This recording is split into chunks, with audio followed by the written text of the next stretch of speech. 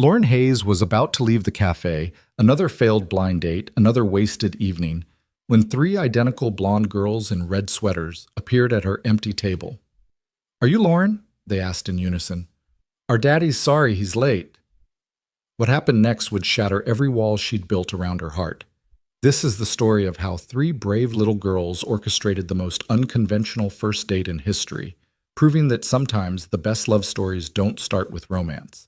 They start with chaos, courage, and tiny matchmakers who refuse to let their father give up on happiness. Stay with me until the end and comment what city you're watching from so I can see how far this story travels. The rain had started exactly 7 minutes ago.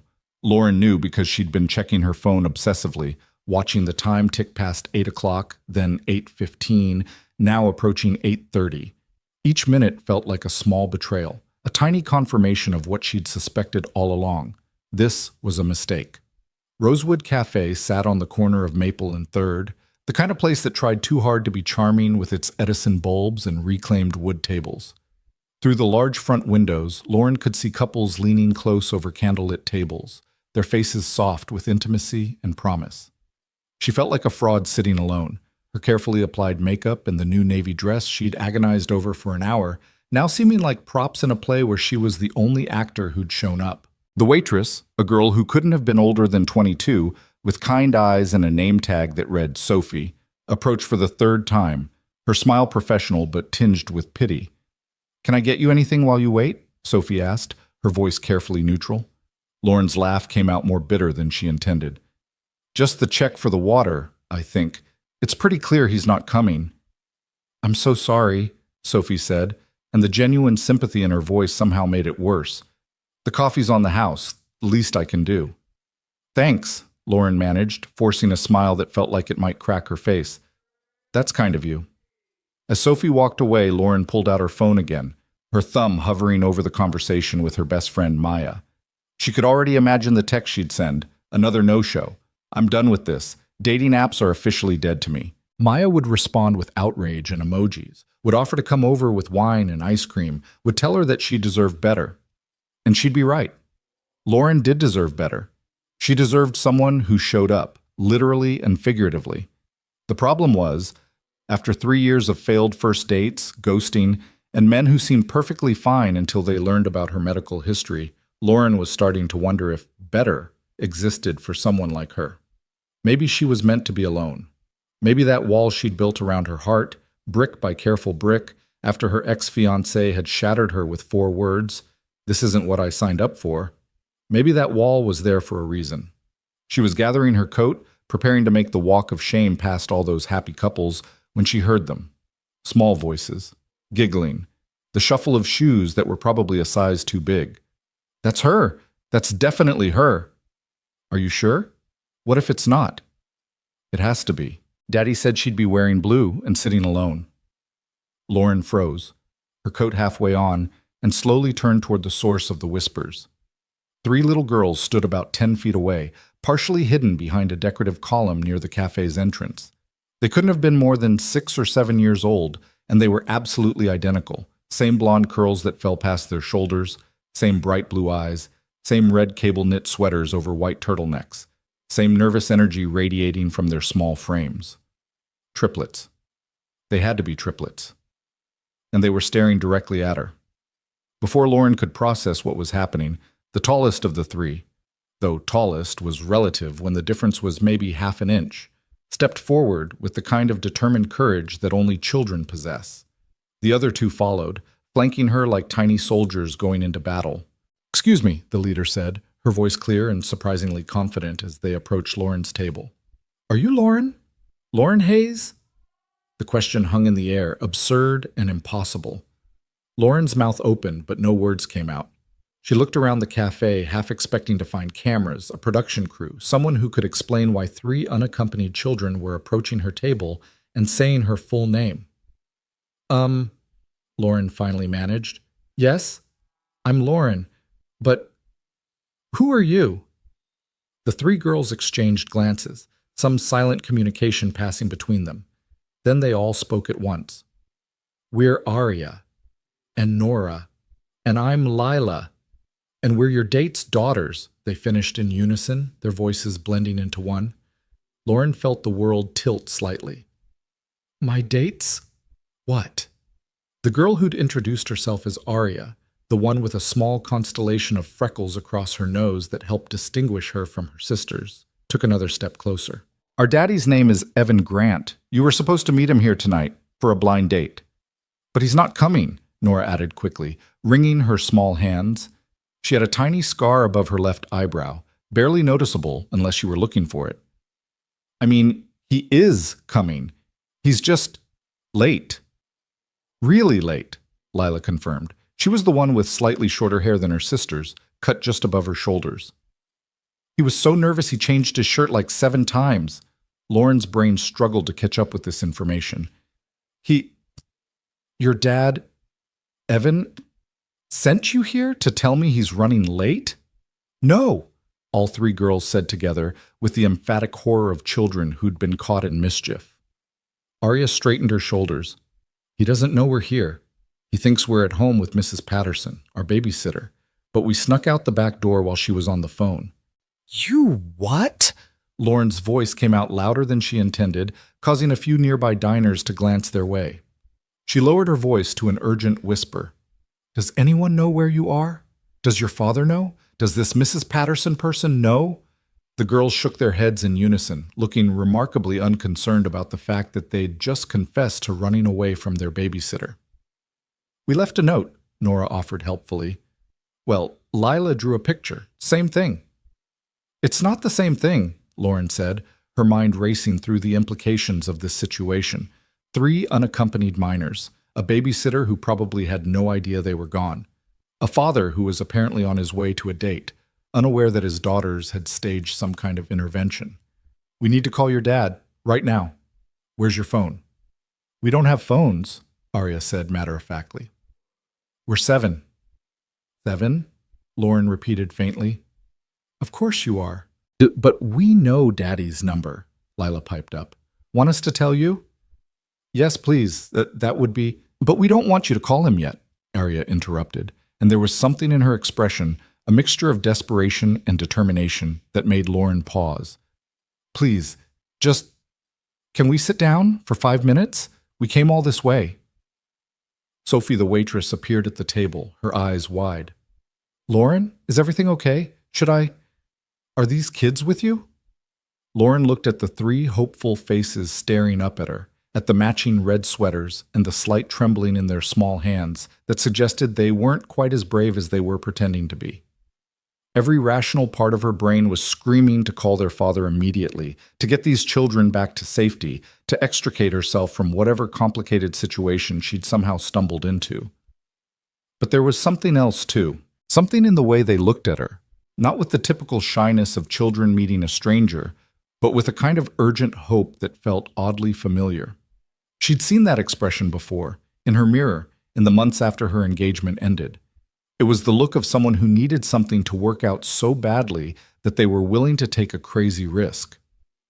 Give us 5 minutes, Lauren heard herself say to Sophie. Can you bring 3 hot chocolates with extra marshmallows? Sophie hesitated, glancing between Lauren and the girls, clearly trying to decide if she should be calling the police or child services or someone. Are you sure? No, Lauren admitted, but do it anyway. As Sophie walked away, still looking uncertain, Lauren gestured to the empty chairs at her table.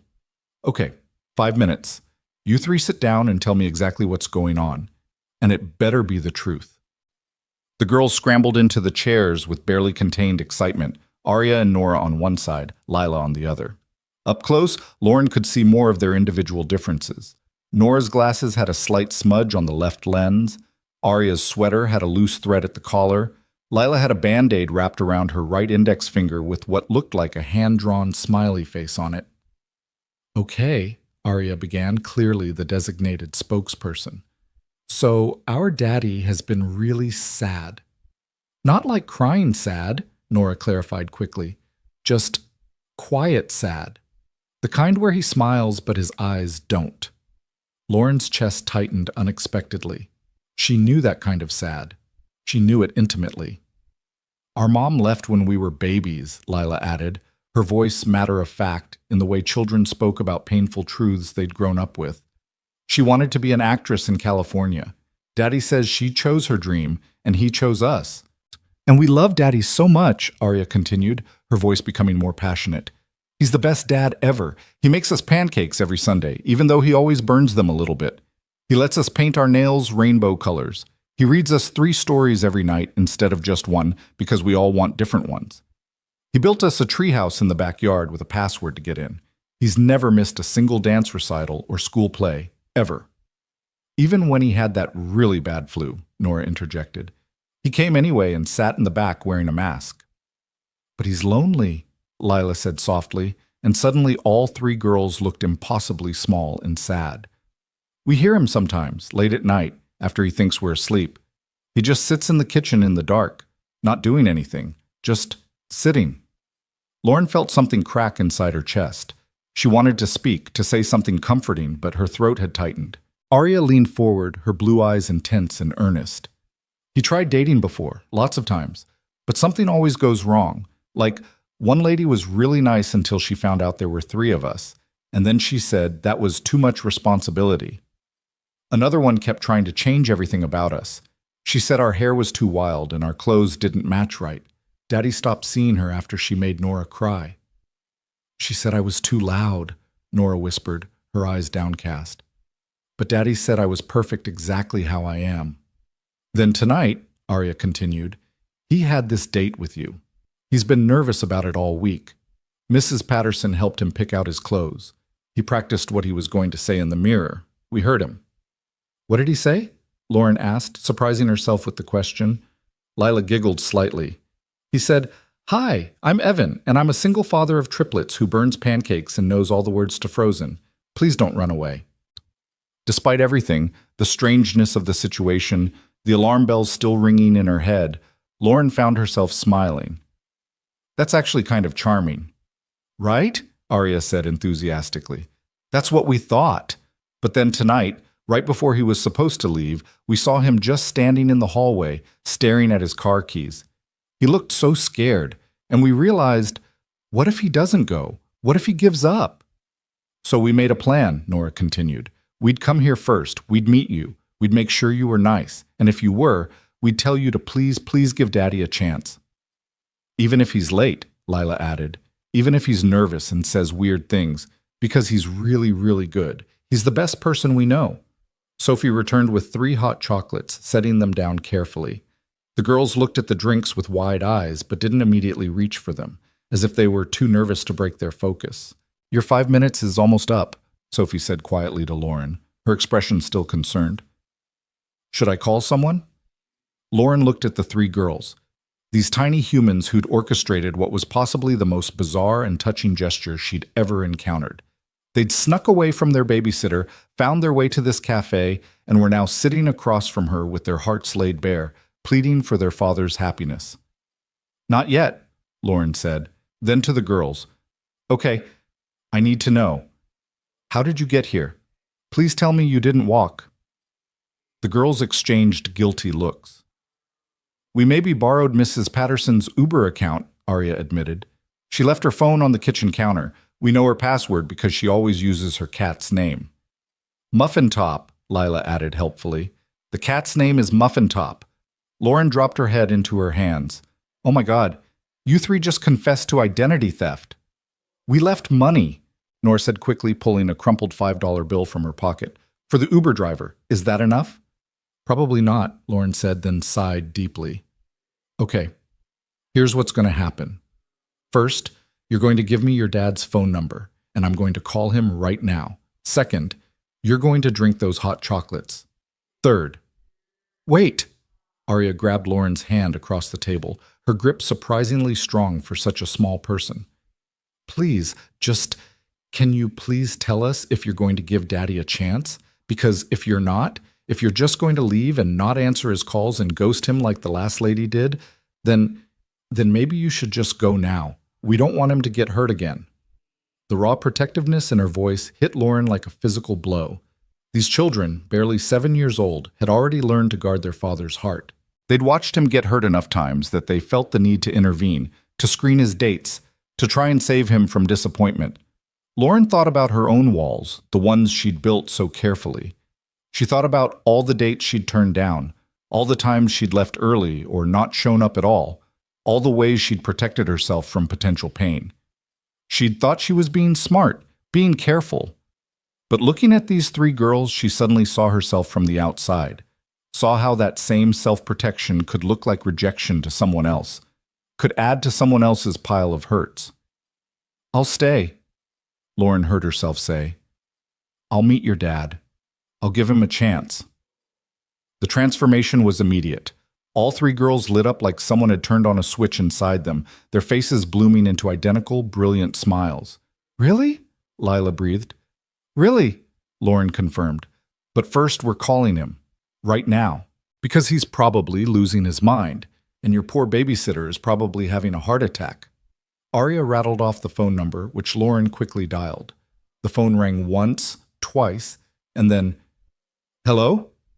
The voice was male, breathless, with an edge of panic that was almost palpable through the speaker. "Who is this? If you have my daughter's—" "Mr. Grant? Evan?" Lauren interrupted quickly. "This is Lauren Hayes. I was supposed to meet you tonight at Rosewood Cafe." There was a long moment of silence. "Lauren? I don't understand. I'm on my way there now.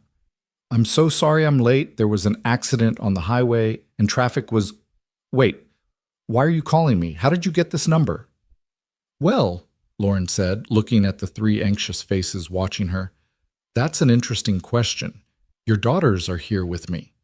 "My daughters are— What?" Even through the phone, Lauren could hear the screech of tires, the blare of a car horn. "Careful," she said urgently. "Don't crash. Everyone's fine. They're safe. But yes, Arya, Nora, and Lila are currently sitting at my table drinking hot chocolate, and they've just finished explaining to me why I should give you a chance." "Oh my God!" His voice had gone hollow with horror. "Oh my God, I'm so sorry. I can't even— I'm 10 minutes away. Please just keep them there. Don't let them leave. Mrs. Patterson, I need to call—" "Already on it," came a female voice in the background, presumably the babysitter, who sounded about as frantic as Evan did. "I'll keep them here," Lauren promised. "Drive safely. No rushing. They're perfectly fine." "Lauren," Evan said, and there was something in his voice now. Embarrassment, yes, but also a kind of desperate sincerity. "I swear I didn't know. I would never— This isn't how I wanted—" "I know," Lauren said quietly. "Just get here when you can. We'll be waiting."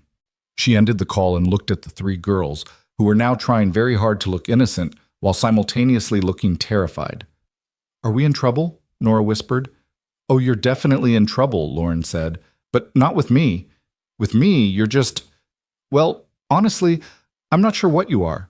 Surprising? Terrifying? Weirdly endearing?"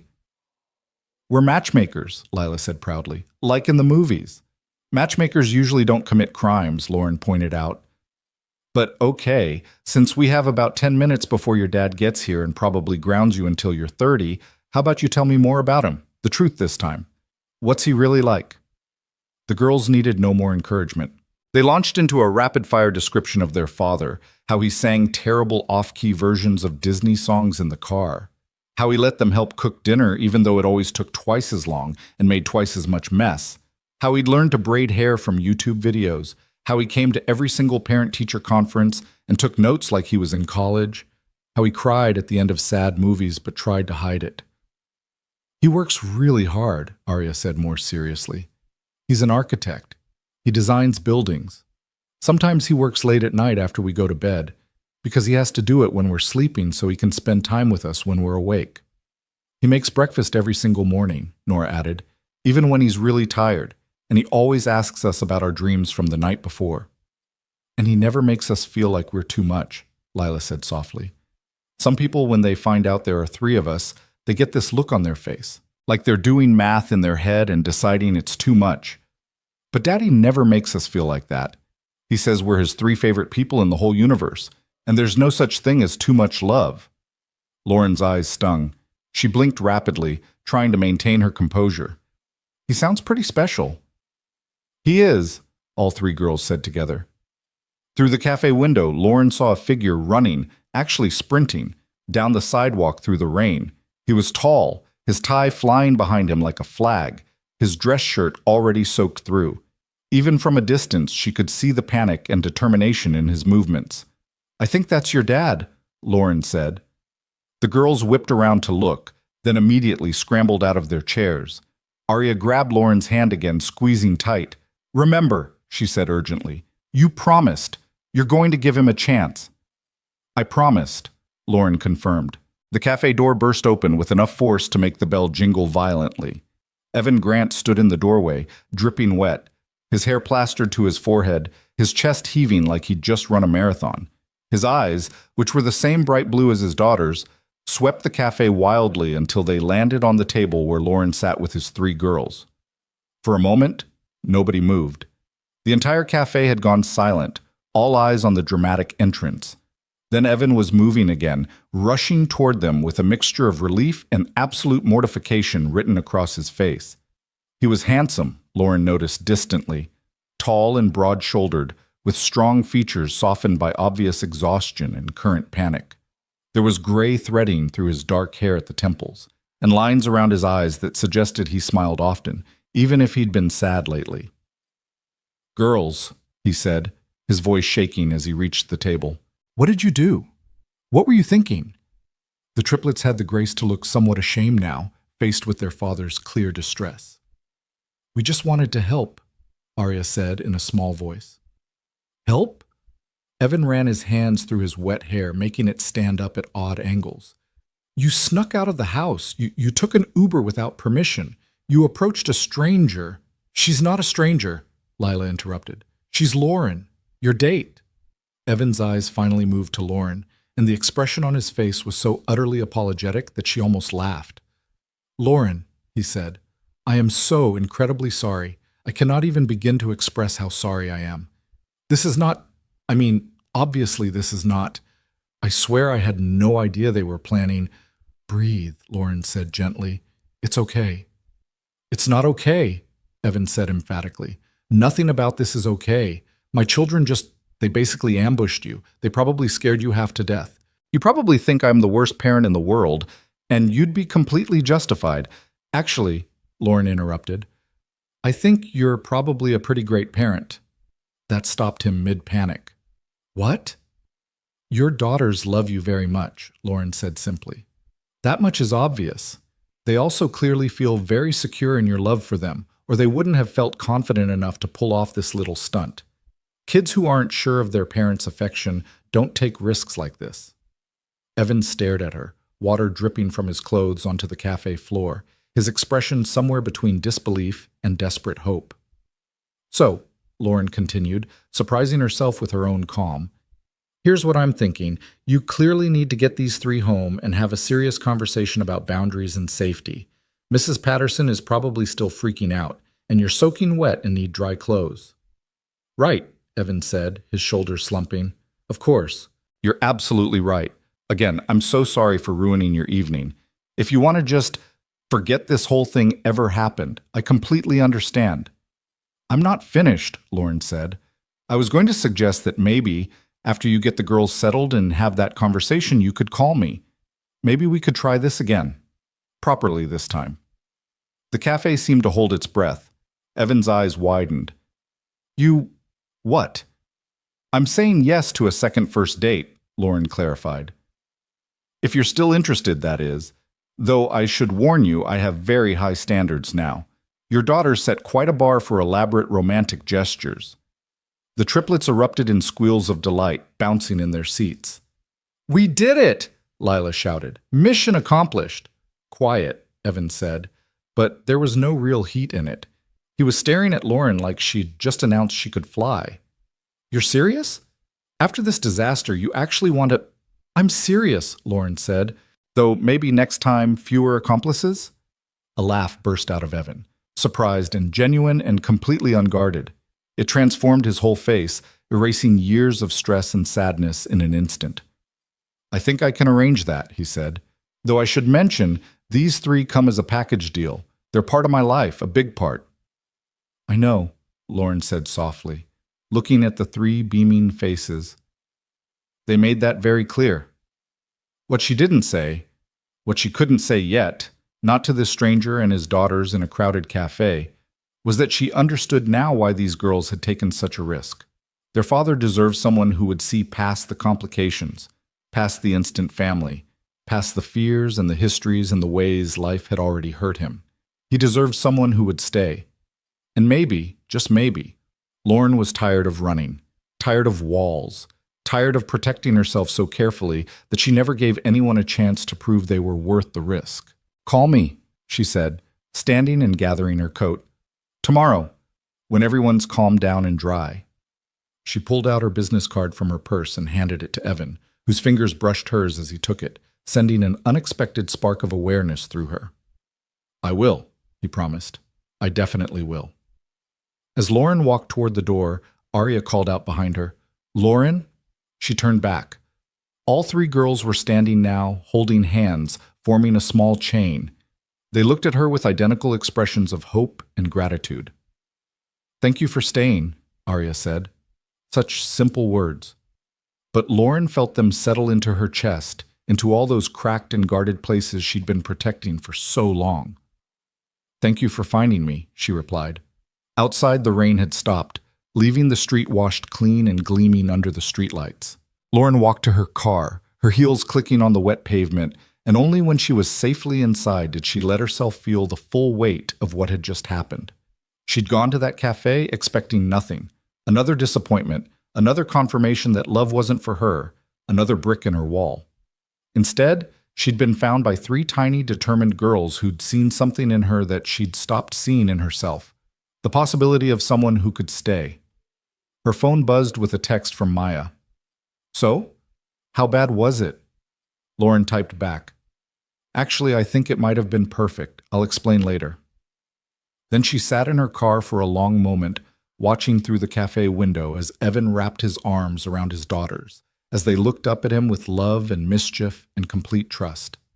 She saw him mouth words that looked like, "You're grounded forever," but he was smiling as he said it, and the girls were giggling, unrepentant and triumphant. Something old and painful loosened in Lauren's chest, some knot she'd been carrying for 3 years since the day her fiancé had walked away.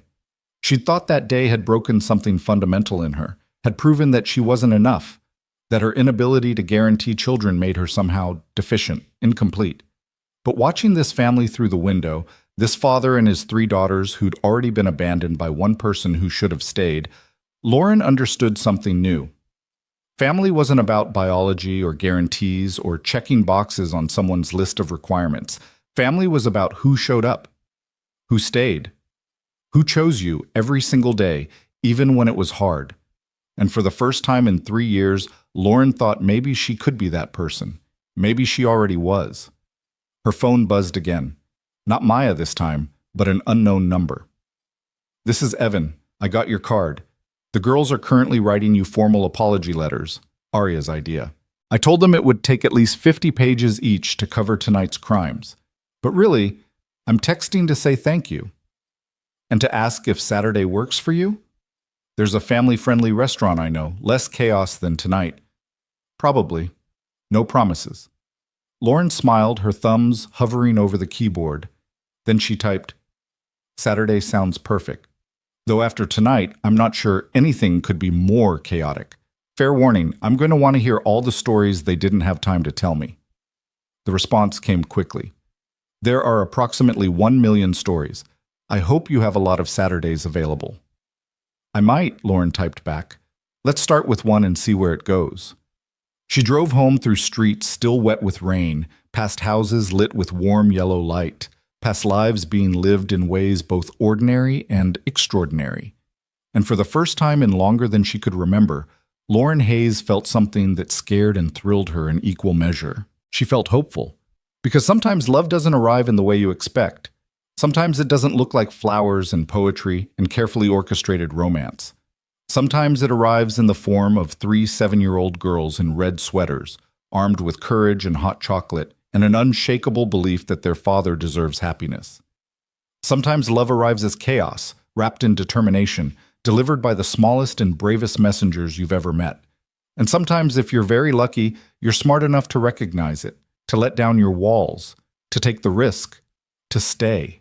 Saturday arrived with the kind of crisp autumn weather that made everything feel possible. Lauren changed her outfit 3 times before settling on jeans and a soft cream sweater, casual enough to seem effortless, nice enough to show she cared. She told herself this was just dinner, just a chance to see if the connection she'd felt in that chaotic cafe encounter was real or just adrenaline and the novelty of the situation. But her hands were shaking as she applied her lipstick, and she knew she was lying to herself. The address Evan had texted led to a quiet residential street lined with oak trees, their leaves turning gold and crimson. His house was a 2-story craftsman with a wraparound porch, bicycles scattered on the lawn, chalk drawings covering the driveway in violent explosions of color. A hand-painted sign near the mailbox read, "Grant Family Castle, password required for entry." Lauren was still smiling at the sign when the front door burst open and 3 familiar figures came tumbling out, still in their pajamas despite it being 4 in the afternoon. "She's here! She's here!" Lila shouted, racing down the porch steps with her sisters right behind her. "Girls, I told you to get dressed!" Evan appeared in the doorway, looking harried and holding what appeared to be a spatula. "We talked about this. You had 2 hours to get ready, and somehow you're still—" "Lauren! Hi, I'm so sorry. Again, I feel like that's going to be my catchphrase around you." Lauren laughed, genuinely charmed by the chaos. "It's fine, really." The triplets had reached her car, pressing their faces against the window like puppies at a pet store. She could see they'd drawn something on their hands in marker. It looked like matching stars. "Did you bring your appetite?" Arya asked as Lauren got out of the car. "Because Daddy's making his special pasta, and there's always way too much." "That's because you 3 keep inviting people over without telling me," Evan said, but he was smiling as he walked down to meet them. He'd changed since their cafe encounter.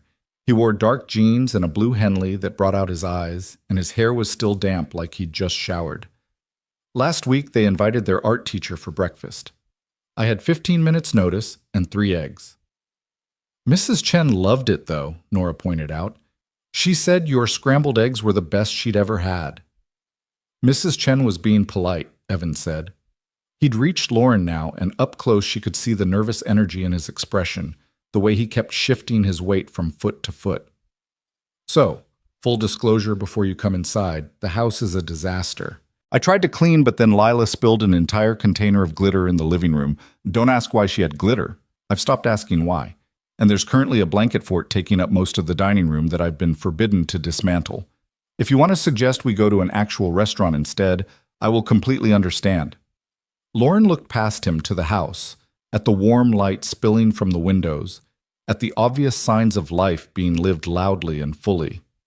Then she looked at the 3 girls watching her with hopeful expressions, their matching star drawings, their pajamas that suggested comfort and Saturday laziness, and a home where you didn't have to be perfect. "I like glitter," she said, "and I've always wanted to see inside a proper blanket fort." The girls cheered. Evan's shoulders dropped about 3 inches with relief. "Okay then," he said. "Welcome to the chaos. Try not to trip over anything or anyone. Lila has a habit of lying on the floor without warning." "I'm pretending to be a rug," Lila explained seriously. "It's called method acting." The inside of the house was exactly what Lauren expected, and somehow more charming because of it. The walls were covered with children's artwork, not neatly framed but taped up haphazardly, overlapping, creating a collage of color and creativity. A massive calendar dominated the kitchen wall, color-coded and covered in notes. Arya, science fair, Nora dentist, Lila, rainbow day at school. The furniture was comfortable and worn, the kind that invited you to actually sit rather than admire.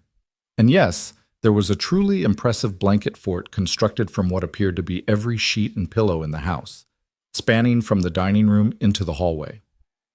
"We've been working on it all week," Nora said, noticing Lauren's stare. "It has 7 rooms and a password-protected entrance."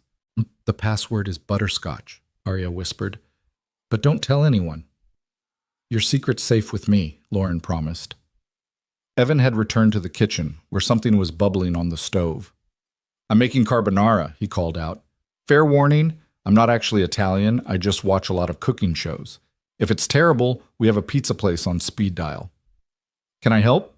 Lauren asked, moving toward the kitchen while the girls disappeared into their blanket fort, whispering and giggling.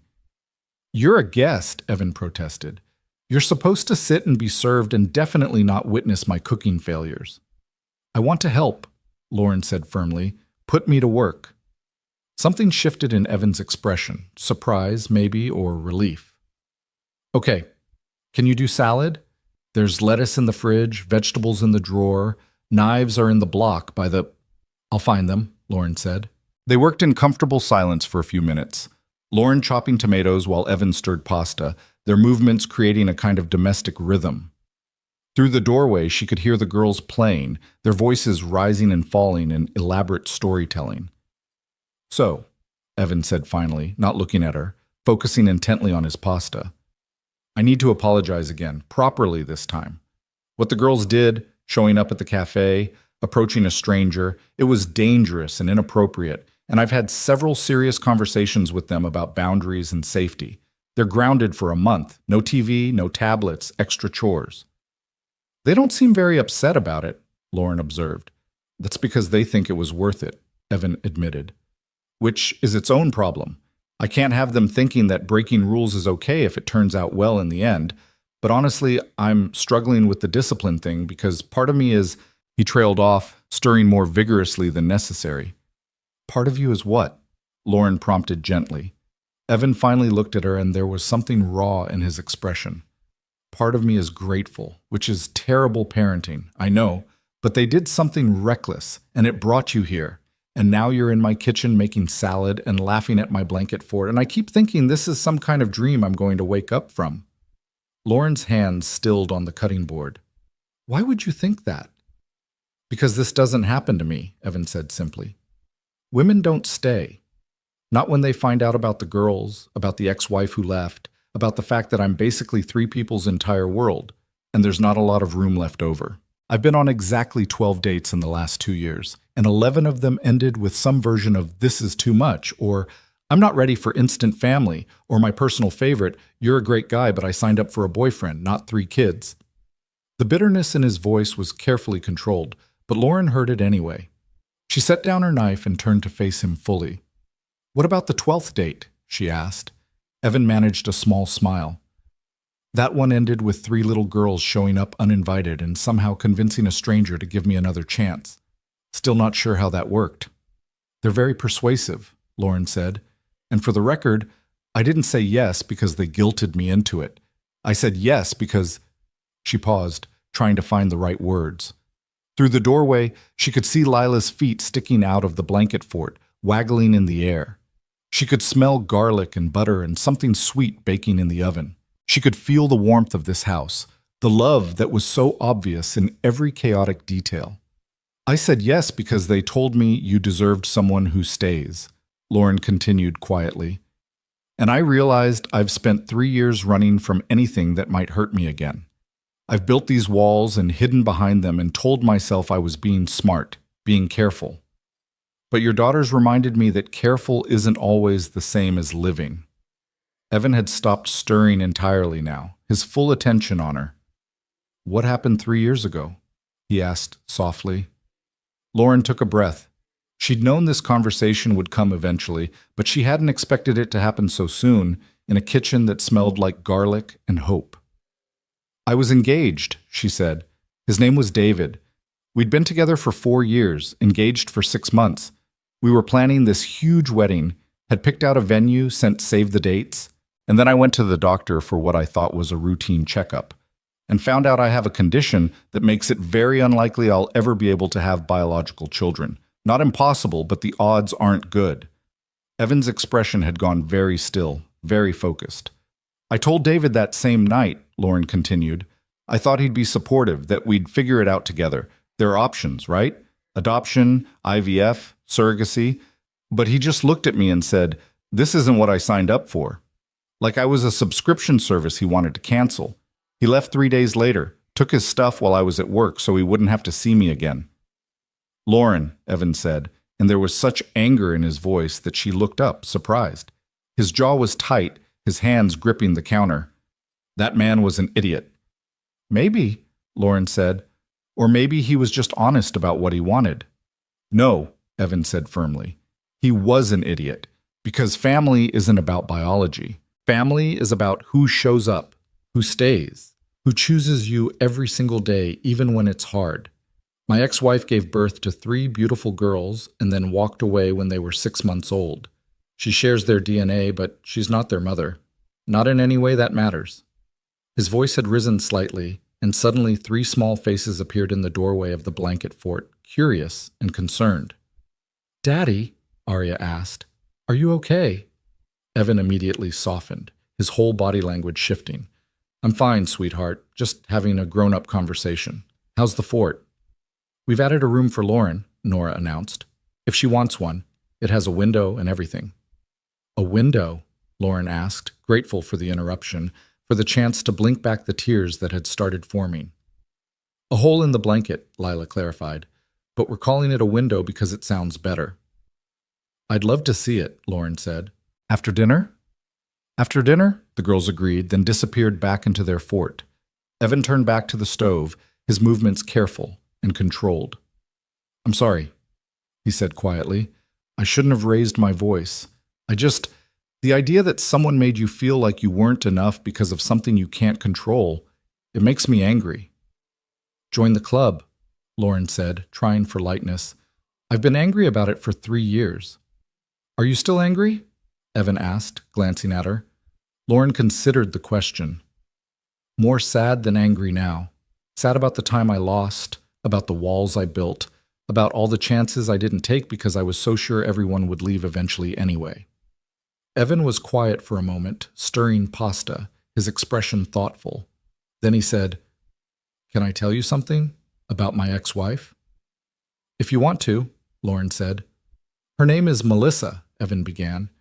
"We met in college. She was studying theater, wanted to be an actress. I was in architecture. We got married young, maybe too young. When she got pregnant, we were both shocked. We hadn't been trying. And then we found out it was triplets, and I thought she was going to pass out right there in the doctor's office." He drained the pasta, the steam rising around him like a curtain. "I was terrified," he continued, "but also excited. I started reading every parenting book I could find, baby-proofing the house, building cribs. Melissa went through the motions, but I could tell her heart wasn't in it. She kept talking about an audition in LA, about how this was going to derail her career. I told her we'd figure it out, that having kids didn't mean she had to give up her dreams." Lauren stayed quiet, letting him tell the story at his own pace. "The girls were born premature," Evan said, 6 weeks early. They had to stay in the NICU for 3 weeks. I practically lived at that hospital, doing kangaroo care, reading to them through the incubator glass, learning how to change diapers that were smaller than my hand. Melissa came a few times, but mostly she was preparing for that audition. Said she couldn't miss the opportunity. His voice had gone flat, emotionless, the way people sound when they're talking about something that hurt too much to feel. "She got the part," he continued, 3 days after we brought the girls home. I said congratulations, thinking she'd turn it down, or at least wait a few months. But she just looked at me and said, "I'm going." Not "we're going," just "I'm going." She was on a plane to California within a week, filed for divorce 2 weeks after that, signed away custody without a fight. "Evan," Lauren said softly. "The last thing she said to me was, 'I never wanted this life,'" Evan finished. "And then she was gone. I haven't seen her since. She sends birthday cards sometimes, usually late, never calls, never visits. The girls ask about her occasionally, and I try to answer honestly without making her the villain. But honestly, I don't understand how you walk away from your children. I don't understand how you look at 3 tiny humans who need you and just leave." He set down his spoon and turned to face Lauren fully, his eyes bright with emotion.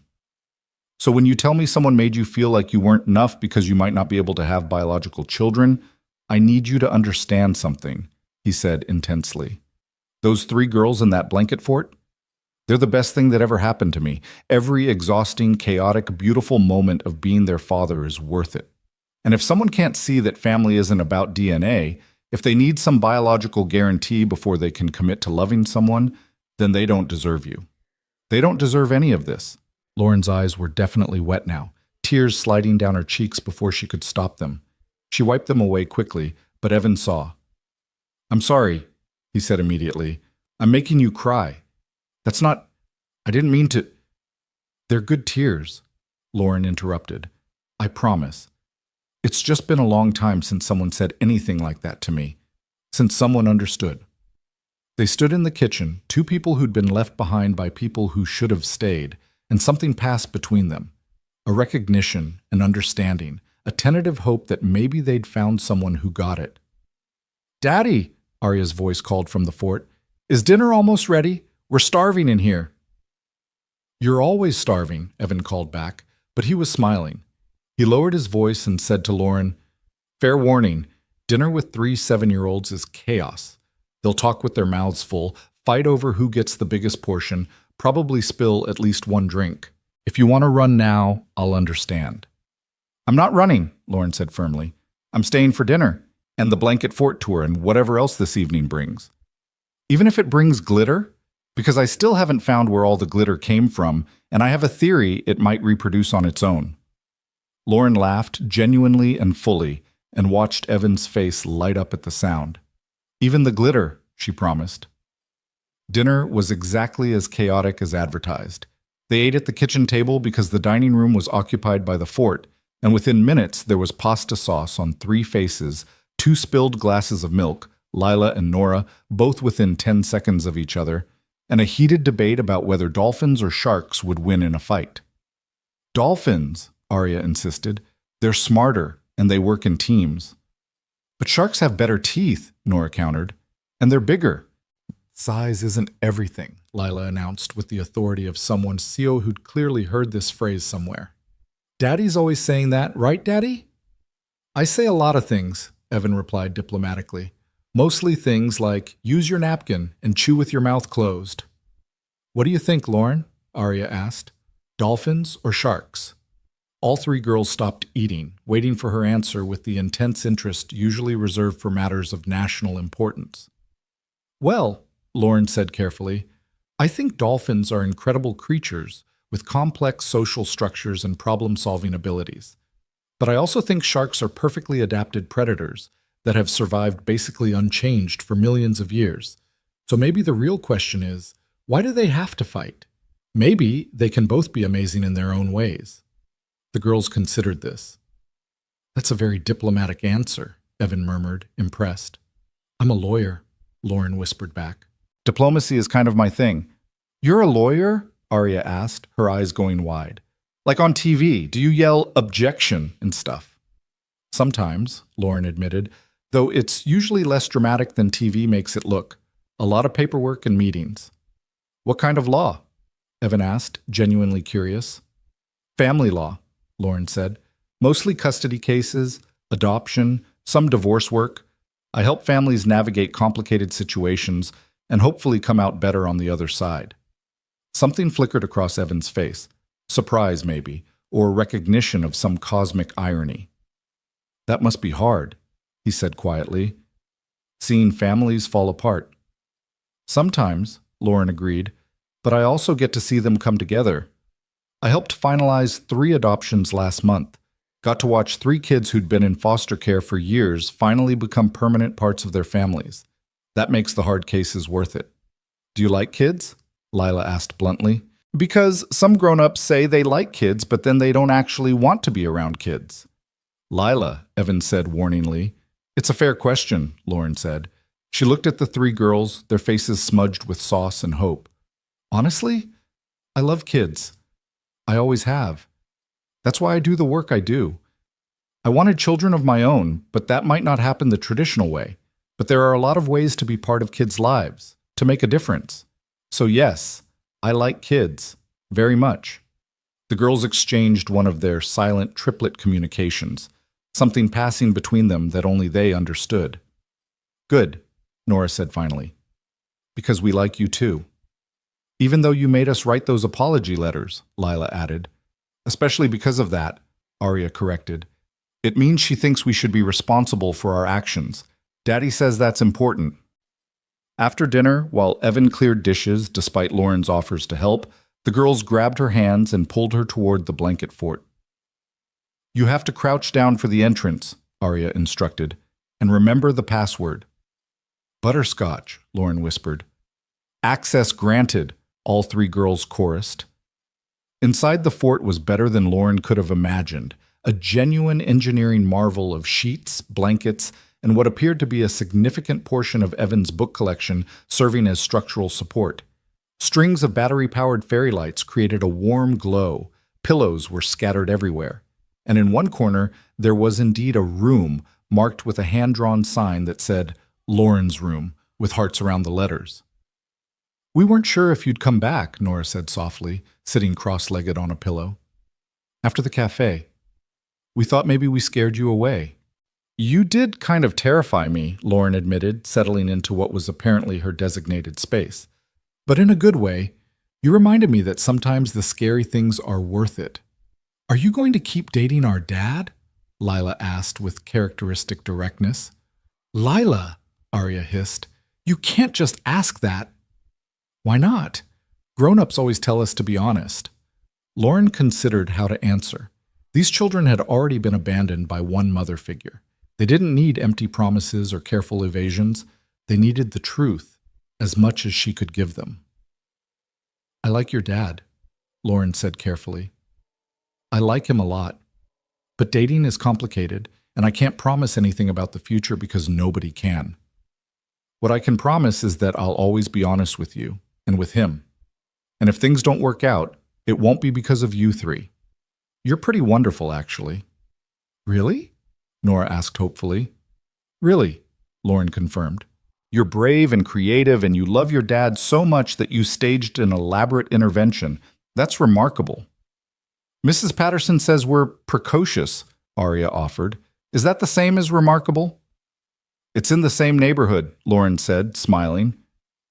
They spent the next hour in the fort, the girls showing Lauren their various treasures, a collection of smooth rocks Nora had gathered from different places, Lila's drawings of increasingly elaborate princesses, Arya's hand-drawn star charts with made-up constellations.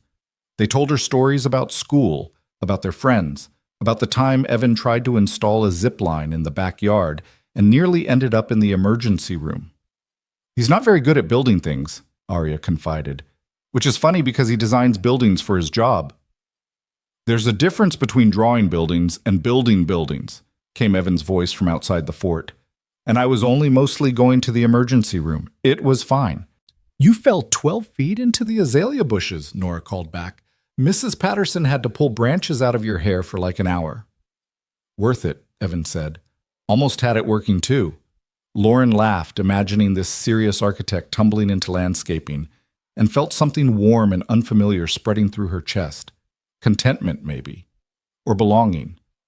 Or just the simple pleasure of being somewhere she wanted to be.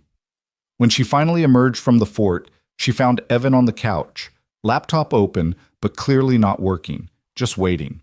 He looked up as she appeared, brushing blanket lint from her hair, and his expression was so soft, so openly hopeful, that it made her heart skip.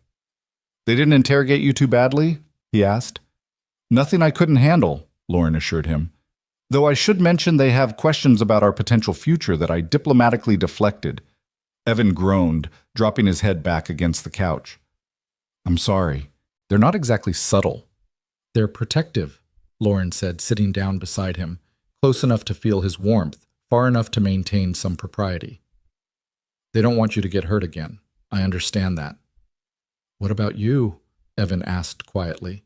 What do you want? It was a big question, maybe too big for a first real date in a house full of children and chaos. But Lauren found herself wanting to answer it honestly, to take the risk of being vulnerable. I want to stop being afraid, she said. I want to see where this goes without assuming it will end badly. I want to believe that maybe the universe put 3 determined little girls in my path for a reason. Evan reached out slowly, telegraphing his intention, giving her time to pull away. When she didn't, his hand covered hers where it rested on the couch between them. I want that too, he said, and I want you to know this thing with us, whatever it becomes, it won't be like before. I'm not going anywhere. Neither are my girls. We're a package deal, and I know that's a lot to take on, but we're also loyal. We're also the kind of people who stay. I'm starting to see that, Lauren said softly.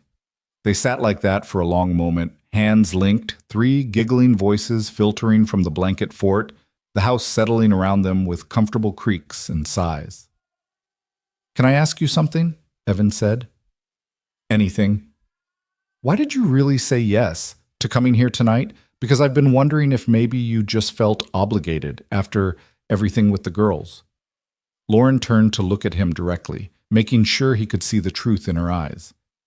I said yes because when I was sitting in that cafe, listening to your daughters talk about you, the pancakes you burn, the stories you read, the way you've built your entire life around making sure they feel loved and secure, I realized I was listening to them describe the kind of man I'd stopped believing existed.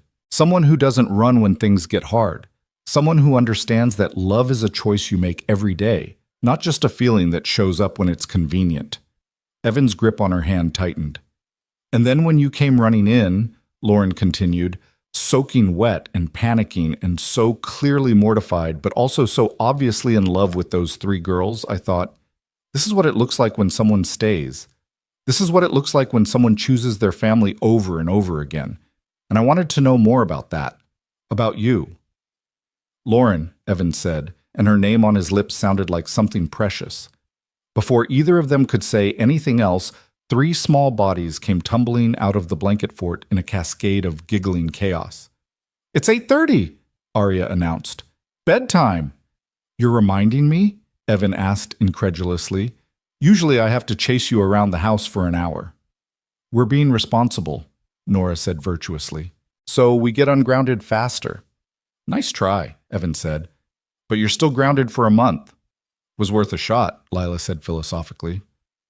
The bedtime routine was another revelation in controlled chaos. Three girls needed to brush teeth simultaneously at the same sink with much elbowing, put on pajamas, which involved a heated debate about whether it was cold enough for the fuzzy ones, and select bedtime stories, a process that took longer than the actual reading would. You can go if you want, Evan told Lauren as he herded the girls upstairs.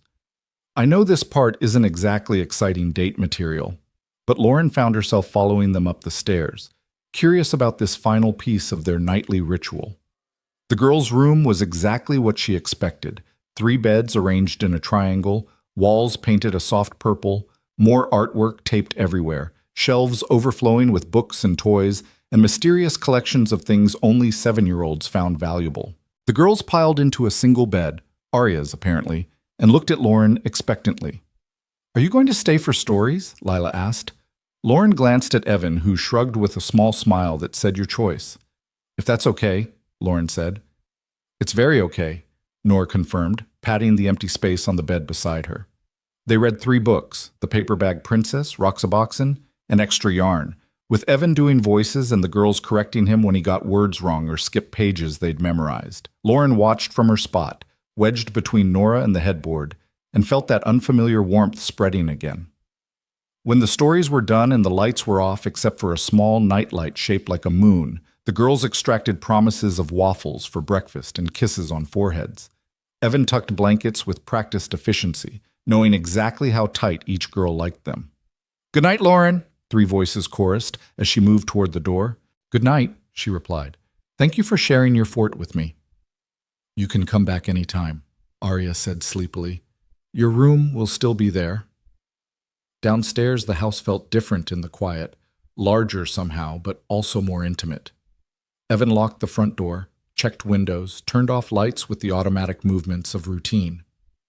Coffee? He offered. Or wine? I have both, though the wine is probably better. The coffee is left over from this morning and might be considered a war crime. Wine sounds perfect, Lauren said.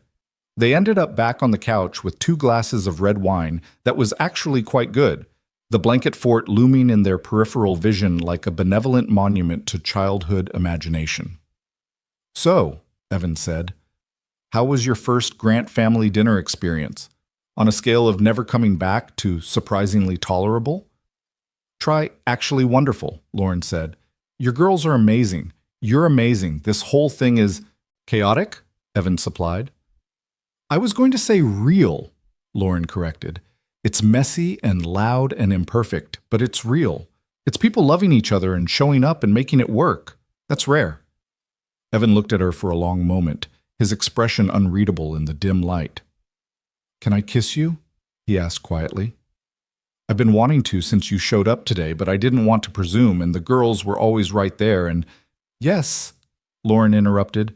Yes, you can kiss me. He set down his wine glass carefully, then took hers and set it aside too. His hand came up to cup her face, thumb brushing across her cheekbone, and Lauren's breath caught at the tenderness of it. When his lips met hers, it was soft and questioning, a kiss that asked permission even as it was happening. Lauren answered by leaning into him, her hands finding his shoulders, and felt him sigh against her mouth. The kiss deepened slowly, naturally, like they were learning a language together. When they finally pulled apart, Evan rested his forehead against hers, his breath warm on her face. I really like you, he said, in case that wasn't clear. Lauren laughed softly. I really like you too, in case the fact that I'm still here wasn't clear. They stayed like that for another hour, talking in low voices about everything and nothing. His work, her cases, their childhoods, their favorite movies, the dreams they'd had before life got complicated. And when Lauren finally left, stepping out into the cool night air, Evan walked her to her car with his hand warm in hers. So, he said as she opened her door, can I see you again? And before you answer, know that the girls will probably stage another intervention if you say no. Definitely yes, Lauren said. Though maybe we could do something just the two of us next time? Not that I don't love your daughters, but you'd like to have a conversation that doesn't involve debates about marine life combat, Evan finished. I understand completely. How about dinner, real dinner, at a restaurant, like adults do? That sounds perfect. He kissed her again, slower this time, and Lauren felt that warmth in her chest expand into something bigger, something that felt dangerously close to hope. As she drove home, her phone buzzed with a text.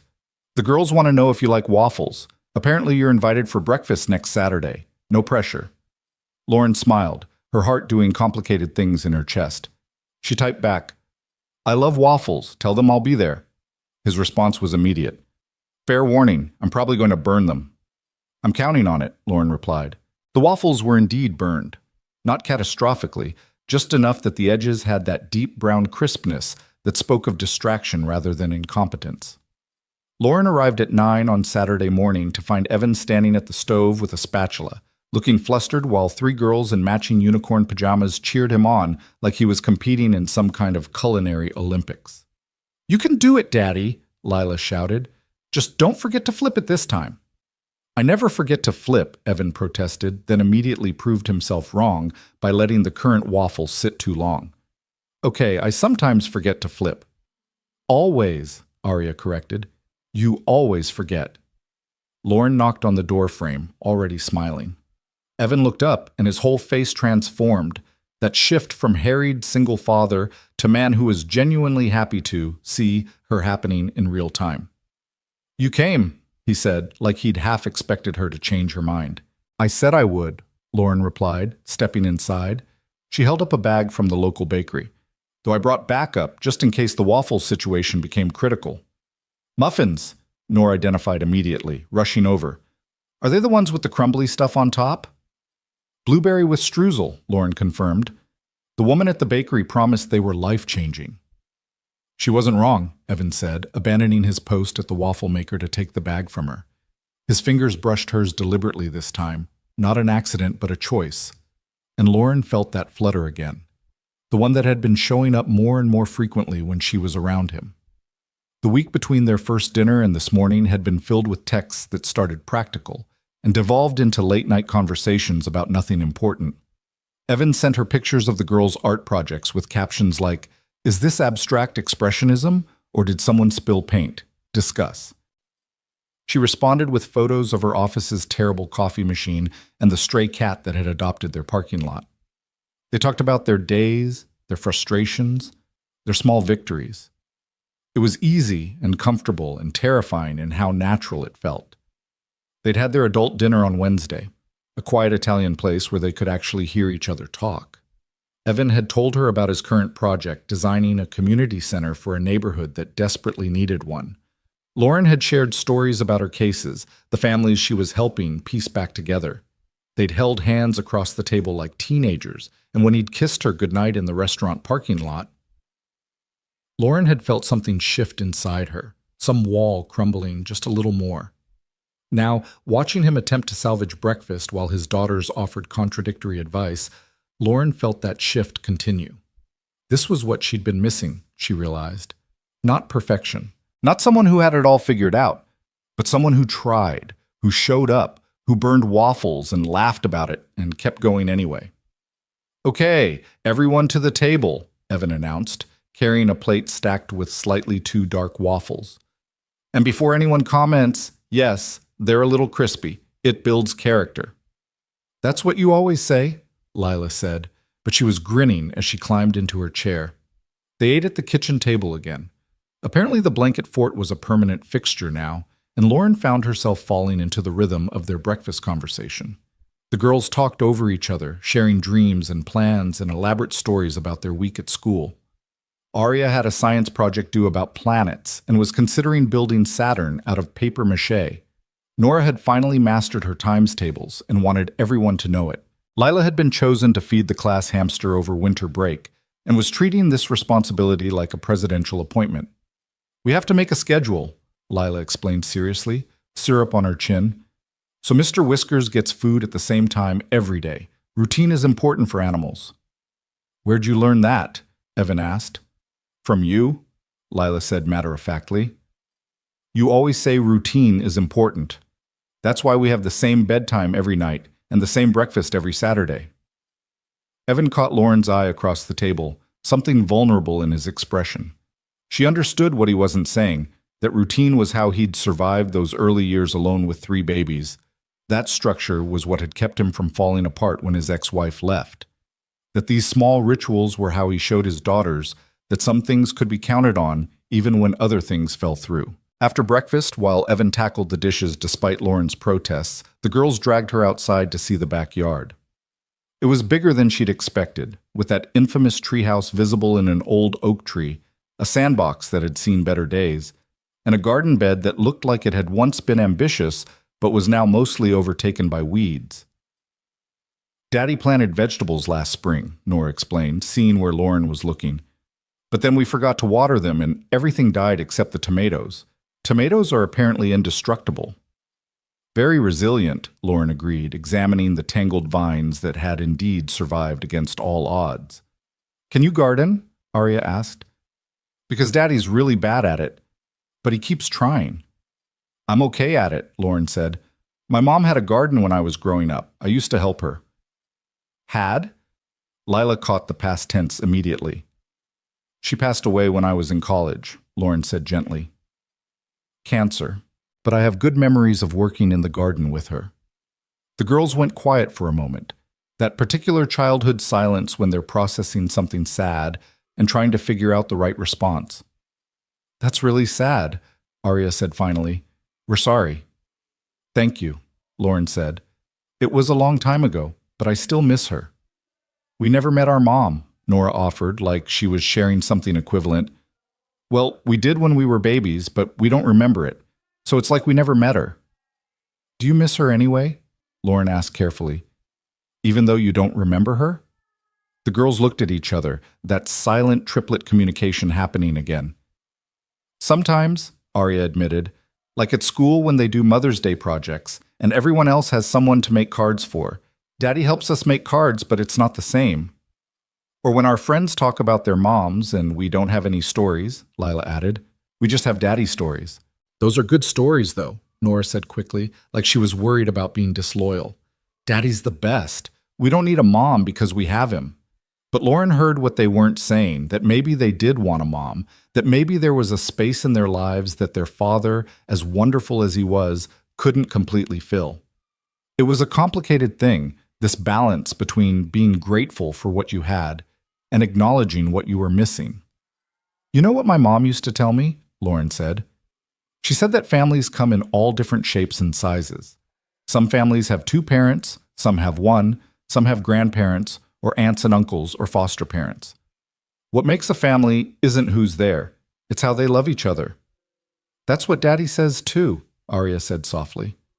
Well, your daddy's a smart man, Lauren replied. They showed her the treehouse next, which required climbing a rope ladder that swayed alarmingly. Inside was a tiny space barely big enough for all four of them, decorated with drawings and a few battery-powered lanterns. Through a small window, Lauren could see back to the house, where Evan was visible through the kitchen window, still doing dishes. We come up here when we need to have private meetings, Nora explained. Without Daddy. What do you mean about? Lauren asked.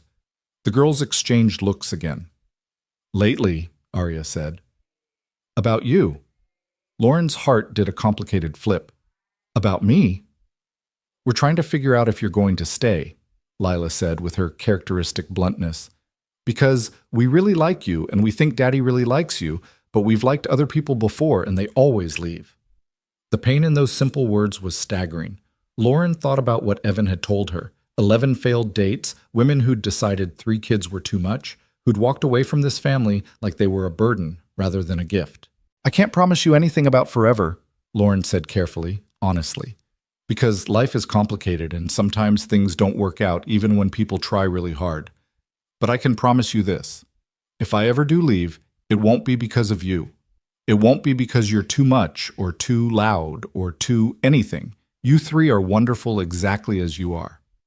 But you might leave anyway? Nora asked, her voice small. I don't want to, Lauren said, but I think it's important to be honest instead of making promises I might not be able to keep. What I can tell you is that I really like being around you and your dad. You make me laugh. You make me feel like I'm part of something special.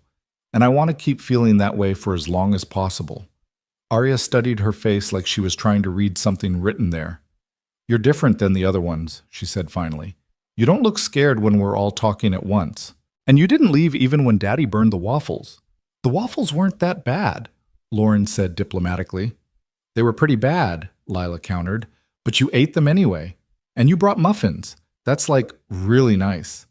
Plus you're pretty, Nora added, and you smell good, like vanilla and something else. Probably my shampoo, Lauren said, charmed by this assessment. Our mom was pretty too, Arya said quietly. Daddy has pictures, but Daddy says pretty doesn't matter if someone isn't kind. He says kind is better than pretty. Your dad's right, Lauren agreed. Though for the record, I think being kind and pretty isn't mutually exclusive. You 3 are both. This pleased them immensely, their faces lighting up with that uncomplicated joy of children receiving compliments. They climbed down from the treehouse to find Evan standing at the base of the tree, looking up with an expression that suggested he'd heard at least part of their conversation. Everything okay up there? He called. We were having a private meeting, Lila informed him, about private things. I'm sure you were, Evan said dryly. Well, when you're done with your private things, there are leaves to rake and someone promised to help. He looked meaningfully at his daughters. The girls groaned but scattered to find rakes, leaving Lauren and Evan alone under the oak tree.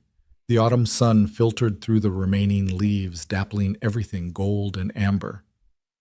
They asked you if you're going to stay, didn't they? Evan said quietly. How did you know? Because they ask everyone, he admitted, usually within the first 2 meetings. They've learned to screen people early, I think. Try to figure out who's temporary and who might stick around. That's heartbreaking, Lauren said. It is, Evan agreed, but I also understand it. They're protecting themselves, and protecting me in their own way. He paused, then asked carefully, What did you tell them? The truth, Lauren said. That I can't promise forever, but I'm not planning to leave. That if I do, it won't be because of them. Evan's jaw tightened. That's more honesty than most people give them. Thank you for that. They deserve honesty, Lauren said simply. They spent the next hour raking leaves, which devolved into the girls jumping in the piles, which led to Evan mock chasing them around the yard, which ended with everyone slightly sweaty and covered in leaf debris. Lauren found herself laughing so hard her sides hurt, watching this grown man play monster with his daughters, roaring dramatically while they shrieked and scattered. You're really good with them, she told him later, when they'd collapsed on the porch steps with glasses of lemonade while the girls drew hopscotch squares on the driveway with chalk. I don't know about that, Evan said. I feel like I'm making it up as I go most of the time. There's no manual for single parenting triplets. You should write one, Lauren suggested. Chapter 1.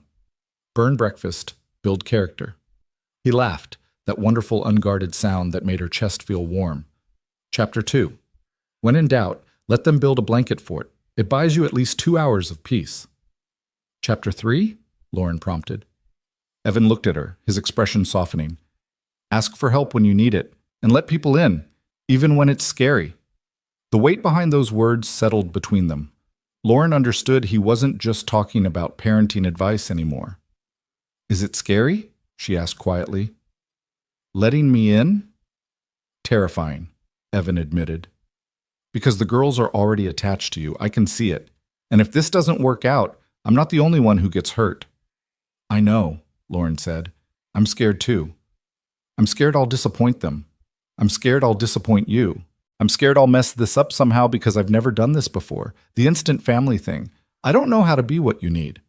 Evan set down his lemonade and turned to face her fully. Can I tell you what I need? What we need. Lauren nodded, her throat tight.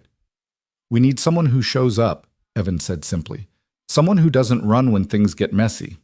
Someone who can love 3 chaotic 7-year-olds and burn waffles and raking leaves that we'll just have to rake again next week. That's it. That's the whole list. That seems manageable, Lauren said, trying for lightness but hearing the emotion in her own voice. Good, Evan said.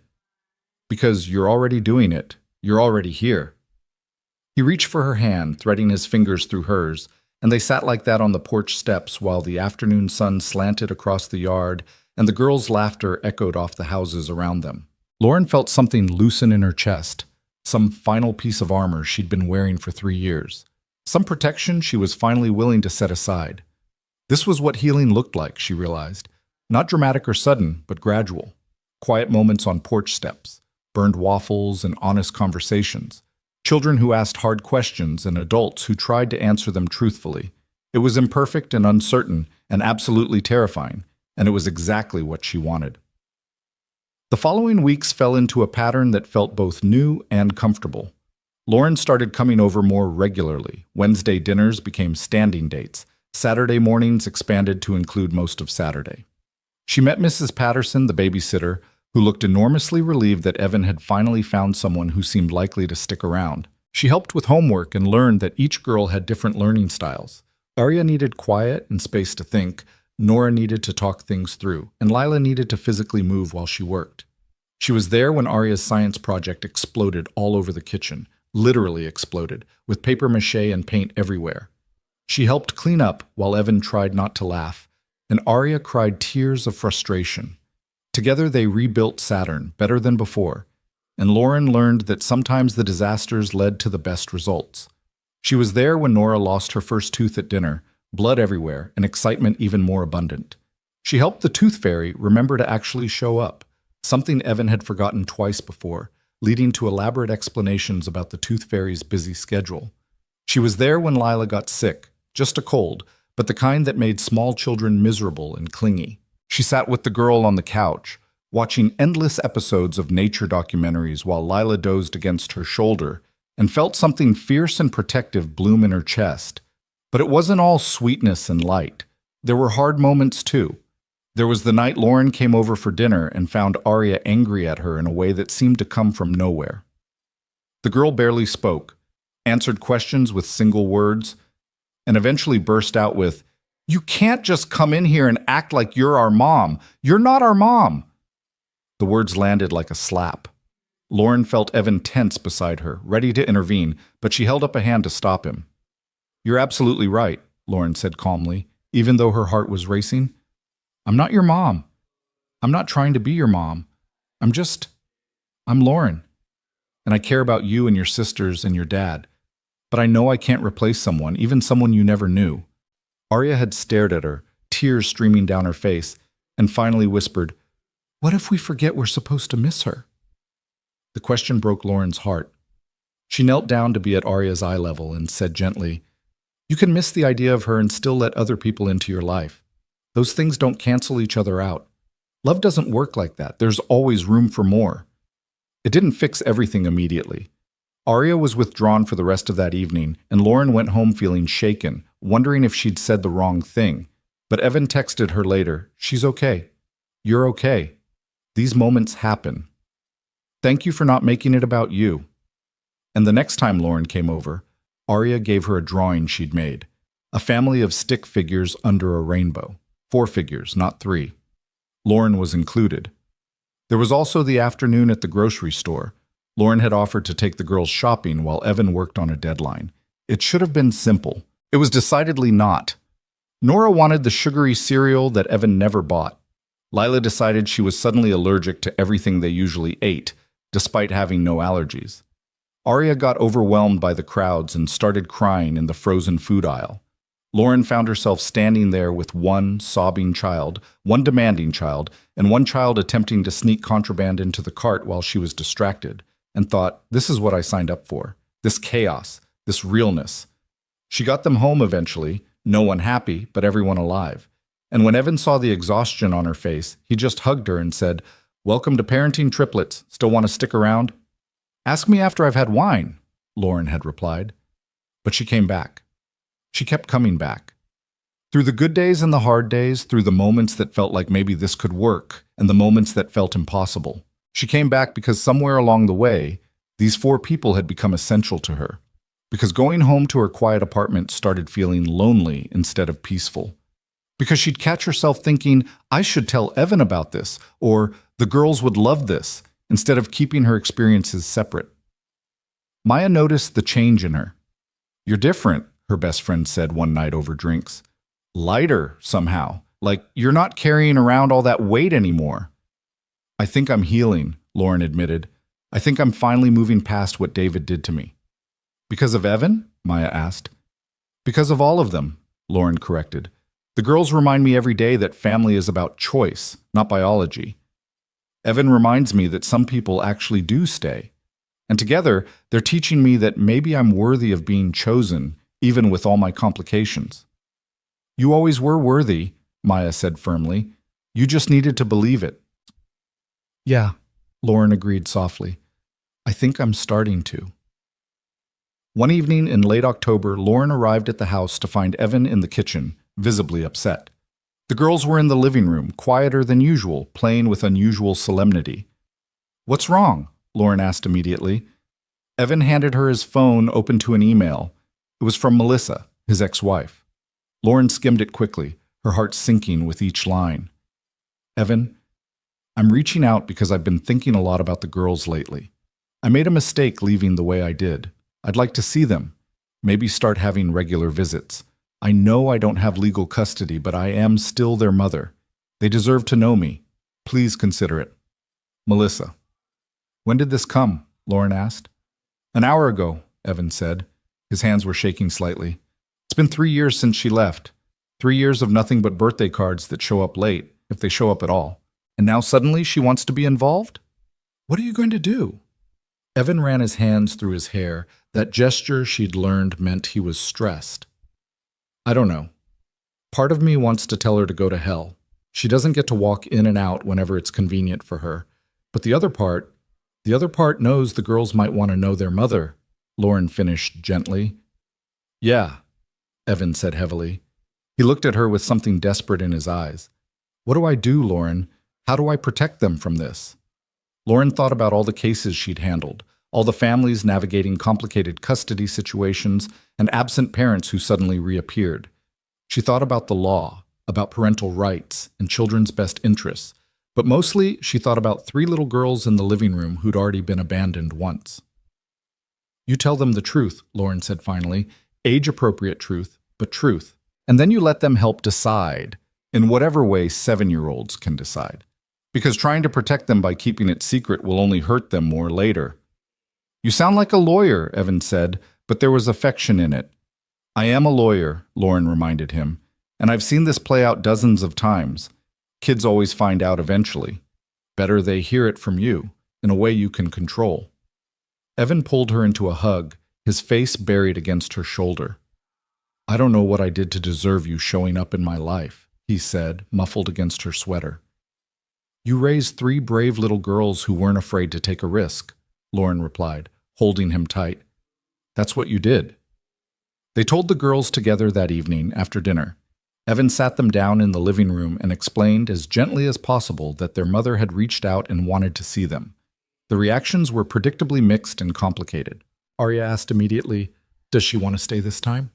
"I don't know, sweetheart," Evan said honestly. "We'd have to talk about it more." Nora wanted to know what Melissa looked like now, if she'd changed, if she still remembered them even though they were babies when she left.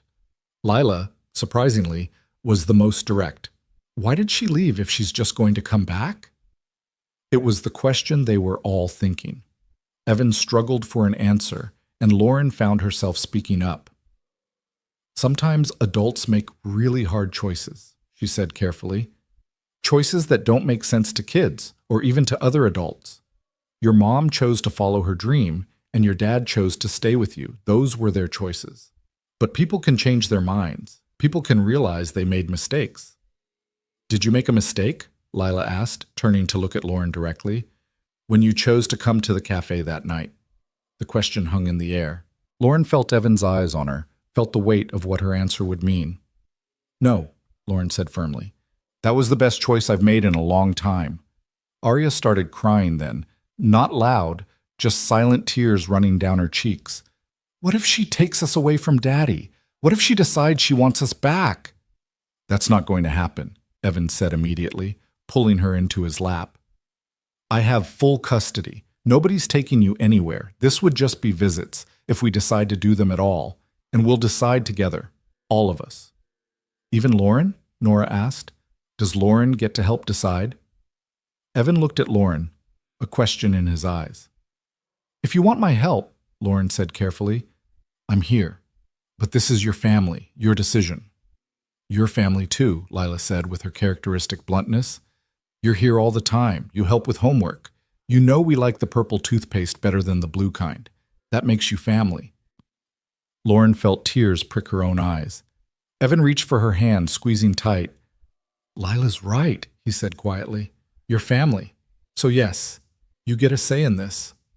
They talked for another hour, answering questions as best they could, letting the girls express all their complicated feelings about a mother they didn't remember but somehow still missed. Finally, they agreed to think about it for a few days before deciding anything. That night, after the girls were asleep, Evan and Lauren sat on the back porch wrapped in a blanket against the October chill. The neighborhood was quiet, houses lit with the warm glow of evening, the smell of wood smoke drifting from someone's fireplace. "I'm scared," Evan admitted.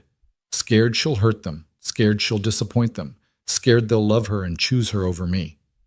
"That last one's not possible," Lauren said gently. "You're their father. You're the one who stayed, who showed up every single day. That's not something that can be replaced." "But what if she offers them something I can't?" Evan asked. "A mother, that thing they don't have." Lauren turned to look at him in the darkness. "They might not have a traditional mother, but they have you. They have Mrs. Patterson. They have teachers and friends and a whole community of people who love them."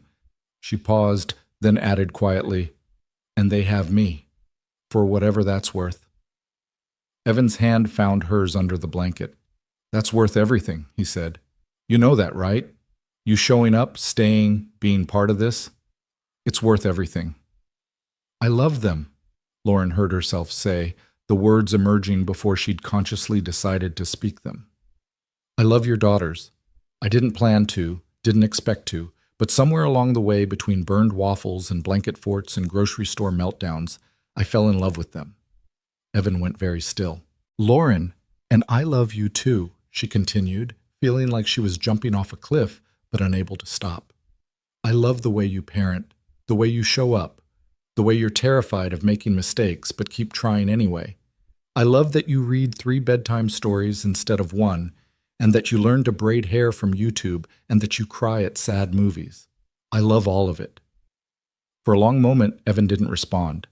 Lauren's heart hammered against her ribs, wondering if she'd miscalculated, if it was too soon, if she'd just ruined everything by being too honest.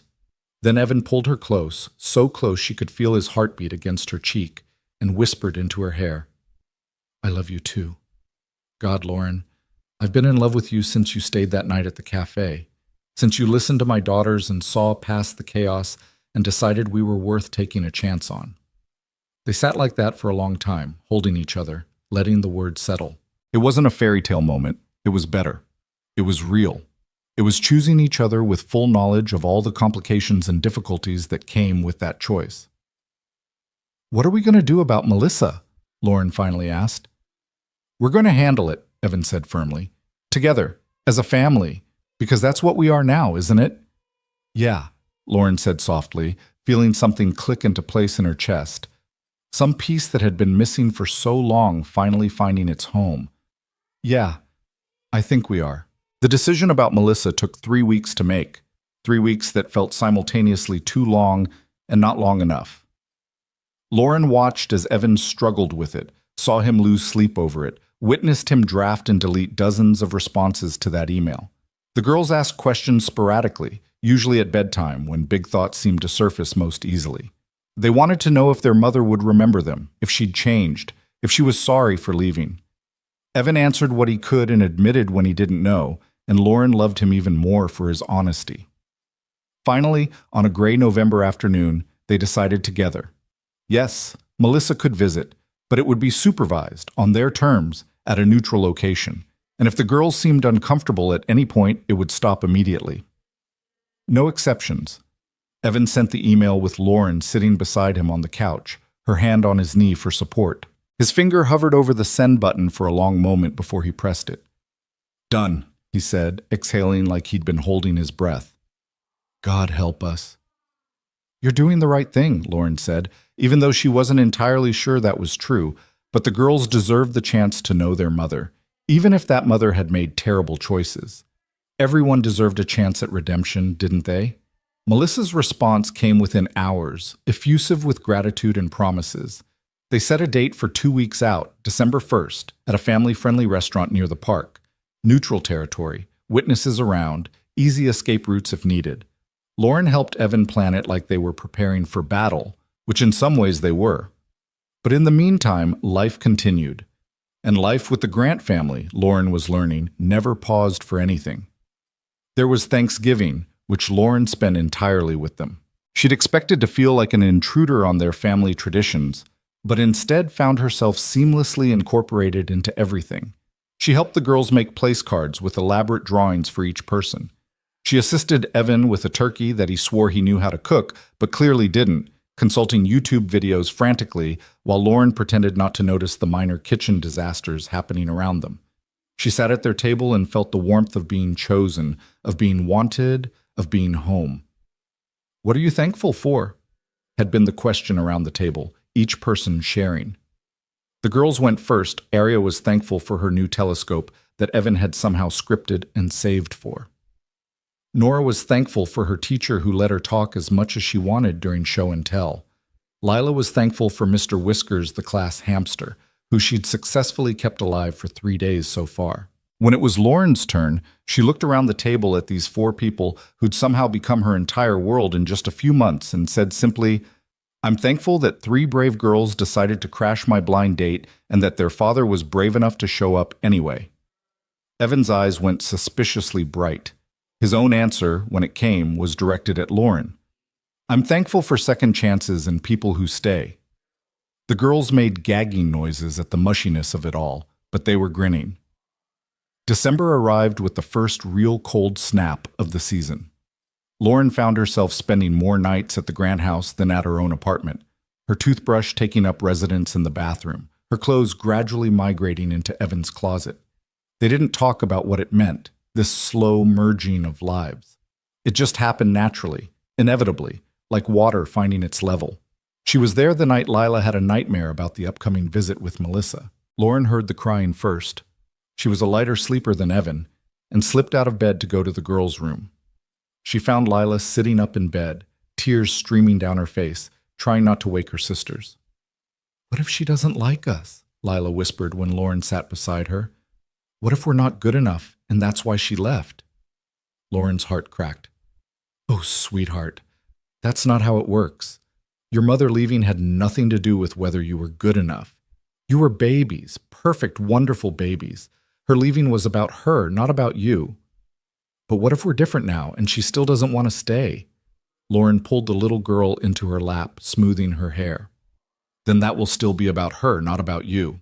Some people aren't good at staying, Lila. That doesn't mean the people they leave behind are somehow lacking. It just means they haven't learned yet that the best things in life require you to show up, even when it's hard. You show up, Lila said softly, even when we're hard. You're not hard, Lauren protested. You're wonderful. We're sometimes hard, Lila said with her characteristic honesty. Daddy says so. He says we're the best hard thing that ever happened to him. Lauren smiled in the darkness. That sounds like your dad. She stayed with Lila until the girl fell back asleep, then returned to find Evan awake, sitting up in bed. You're good with them, he said as she climbed back under the covers. They make it easy, Lauren replied. No, they don't, Evan said. They're complicated and emotional, and they've got trauma they don't even fully understand yet. But you show up anyway. You don't flinch when things get hard. I'm learning not to run, Lauren admitted. It's not always easy. Sometimes I still get scared that I'm going to mess this up, that I'm not enough for what you all need. Evan pulled her close, her back against his chest, his arms wrapped around her. You know what you told Lila? About how Melissa leaving wasn't about them? You need to hear that too. David leaving wasn't because you weren't enough. It was because he wasn't enough, not brave enough, not committed enough, not willing to work for something that mattered. When did you get so wise? Lauren asked, her voice thick with emotion. When I had to raise 3 girls alone, Evan said simply. You learn things about what matters, about who shows up, about love being a choice you make every single day, not just a feeling you have when it's convenient. They fell asleep like that, wrapped around each other, and Lauren dreamed of gardens and tree houses and children laughing in autumn leaves. December 1st arrived too quickly. Lauren had offered to sit this one out, to let Evan and the girls meet Melissa without the complication of another person, but the girls had insisted she come. We need you there, Arya had said firmly, in case it gets weird. It's definitely going to get weird, Nora had added. So Lauren found herself walking into a bright, cheerful family restaurant with Evan's hand gripped tightly in hers and 3 nervous girls trailing behind them. They dressed carefully, the girls in matching dresses that they'd picked out themselves, wanting to look nice for this mother they didn't remember. Evan wore a button-down shirt and looked like he might be sick. Lauren had gone with simple black pants and a soft sweater, trying to look supportive but not threatening, present but not intrusive. Melissa was already there, waiting at a booth in the back. Lauren recognized her immediately from the photos Evan kept in a box in the closet, the ones the girls asked to see sometimes. She was beautiful, blonde hair, delicate features, the kind of beauty that translated well to camera. She looked young still, though she had to be in her mid-30s by now. She wore designer clothes and makeup that looked professionally done. And when she stood as they approached, Lauren noticed her hands were shaking. Evan, Melissa said, her voice uncertain. Then her eyes went to the girls, and something in her expression crumbled. Oh my God, you're so big! The girls pressed closer to Evan, suddenly shy. After weeks of questions and curiosity, faced with the reality of their mother, they seemed to shrink. Girls, this is Melissa, Evan said, his voice carefully neutral. Your mother. Hi, Arya managed. Nora and Lila just stared. Melissa's eyes flicked to Lauren, a question in them. And you are? Lauren Hayes, Lauren said, extending her hand because politeness was a reflex even in awkward situations. I'm a friend of the family. Friend, Melissa repeated, and something in her tone suggested she understood it was more than that. Her handshake was brief, perfunctory. I see. They sat down, Evan and the girls on one side, Melissa on the other, Lauren beside Melissa because someone had to, and the spatial dynamics mattered. The waitress came and went with drink orders. Nobody seemed to know what to say. Finally, Melissa cleared her throat. You look so much like me, she said, addressing the girls. All 3 of you. I see myself in your faces.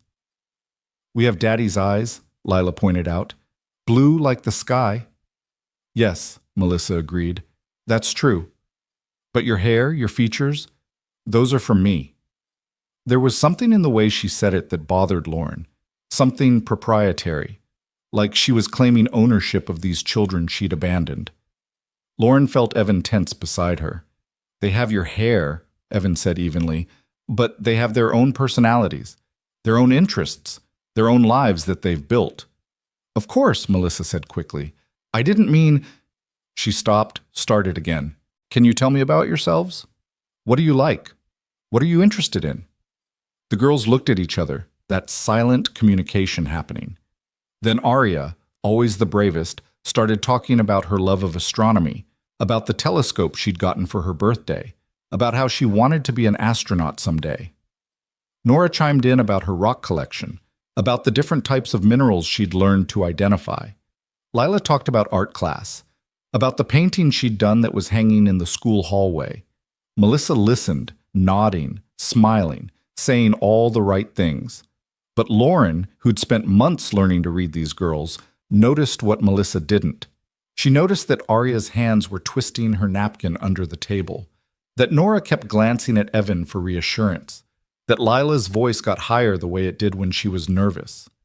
They sound wonderful, Melissa said when they'd finished. Talented, smart. You've done a good job with them, Evan. The casual compliment, tossed off like Evan was a babysitter rather than their father, made Lauren's jaw clench. Beside her, she felt Evan's leg pressed against hers under the table, a deliberate touch seeking comfort or offering it. They've done a good job being themselves, Evan said carefully. I'm just along for the ride. Always so modest, Melissa said, and there was something in her voice, nostalgia maybe, or regret. She turned back to the girls. I've missed so much. I wish I could go back and do things differently. Why did you leave? Nora asked suddenly, her voice small but determined. If you wish you did things differently, why did you leave in the first place? The question hung there, heavy and unavoidable. Melissa's perfect makeup couldn't hide the way her face went pale. I was young, she said finally, and scared. I had dreams that I thought I'd lose if I stayed. Acting was everything to me, and I couldn't see how to be a mother and still chase that dream. So you chose acting, Arya said flatly. I did, Melissa admitted, and I'm not going to lie and say it was the right choice. I made a mistake. I know that now. What changed? Lauren heard herself ask. All eyes turned to her, and she felt like maybe she should have stayed quiet, but the question was out now. Melissa looked at her, and for the first time, Lauren saw something genuine in her expression, pain maybe, or loss. Life didn't turn out how I expected, Melissa said quietly.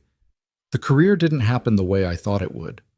I had a few small roles, nothing major, and somewhere along the way, I realized I'd given up the most important roles I'd ever have, being their mother, for parts I didn't even get. That's sad, Lila said with her blunt honesty, but it's also your fault. Lila, Evan said warningly, but Melissa held up a hand. She's right, Melissa said. It is my fault. Completely. I made choices that hurt people I should have protected. I don't expect you to forgive me.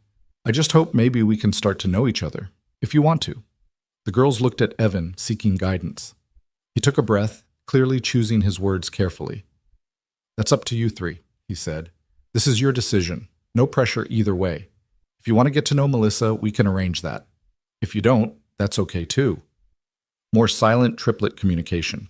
Lauren watched it happen, feeling like she was witnessing something sacred. These three girls who'd learned to navigate the world together, making another major decision as a unit. Can we think about it? Arya asked finally. Of course, Melissa said quickly. Take all the time you need. I'm not going anywhere. The irony of that statement wasn't lost on anyone at the table. They made it through the rest of the meal with stilted conversation and long pauses. Melissa asked more questions about school, about friends, about their lives. The girls answered politely but with increasing brevity. By the time the check came, everyone looked exhausted.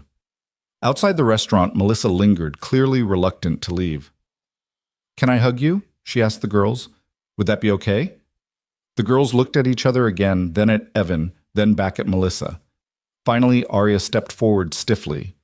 Melissa hugged her carefully, like she was holding something fragile that might break. Nora followed, then Lila. Each hug was brief, formal. Nothing like the way the girls hugged Lauren or Evan or even Mrs. Patterson. Thank you for giving me this chance, Melissa said to Evan. I know I don't deserve it. You're right, Evan said, not unkindly, but not gently either. but they deserve the chance to decide for themselves what kind of relationship they want with you. So we're doing this for them, not for you." Melissa flinched but nodded. "I understand." She left in a sleek car that probably cost more than Evan made in 6 months. They stood in the parking lot watching her drive away, and Lauren saw the tension slowly drain from everyone's shoulders. "Well," Evan said finally, "that happened." "She's pretty," Nora observed, "but she's not what I thought she'd be." "What did you think she'd be?" Lauren asked gently. "I don't know," Nora said. More something. She just seemed like a regular person who made really bad choices." "That's exactly what she is," Evan said quietly. In the car on the way home, the girls were unusually quiet. Lauren twisted in the passenger seat to look at them, watching their faces in the rearview mirror. "You okay back there?" she asked. "I don't know," Arya said honestly. It was weird. She felt like a stranger. "She is a stranger," Lila pointed out. "We don't know her at all." "But she's supposed to be our mom," Nora said softly. "Shouldn't we feel something? Shouldn't there be some kind of connection because she's our mom?" Evan pulled the car over into a parking lot, put it in park, and turned around to face his daughters. "Listen to me," he said intensely. "Biology doesn't automatically create connection. Love creates connection. Showing up creates connection. Time and care and attention create connection. Melissa is your biological mother, and that means something, but it doesn't automatically mean you have to feel connected to her. That's something you build over time, and only if you want to." "Do you want us to build it?" Arya asked. "Do you want us to have a relationship with her?" Evan was quiet for a moment, clearly wrestling with his answer. "What I want," he said finally, "is for you three to have every opportunity to be happy and loved and secure.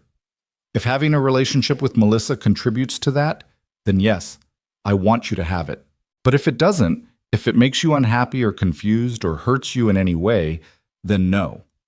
I want you protected more than I want anything else." "What about you?"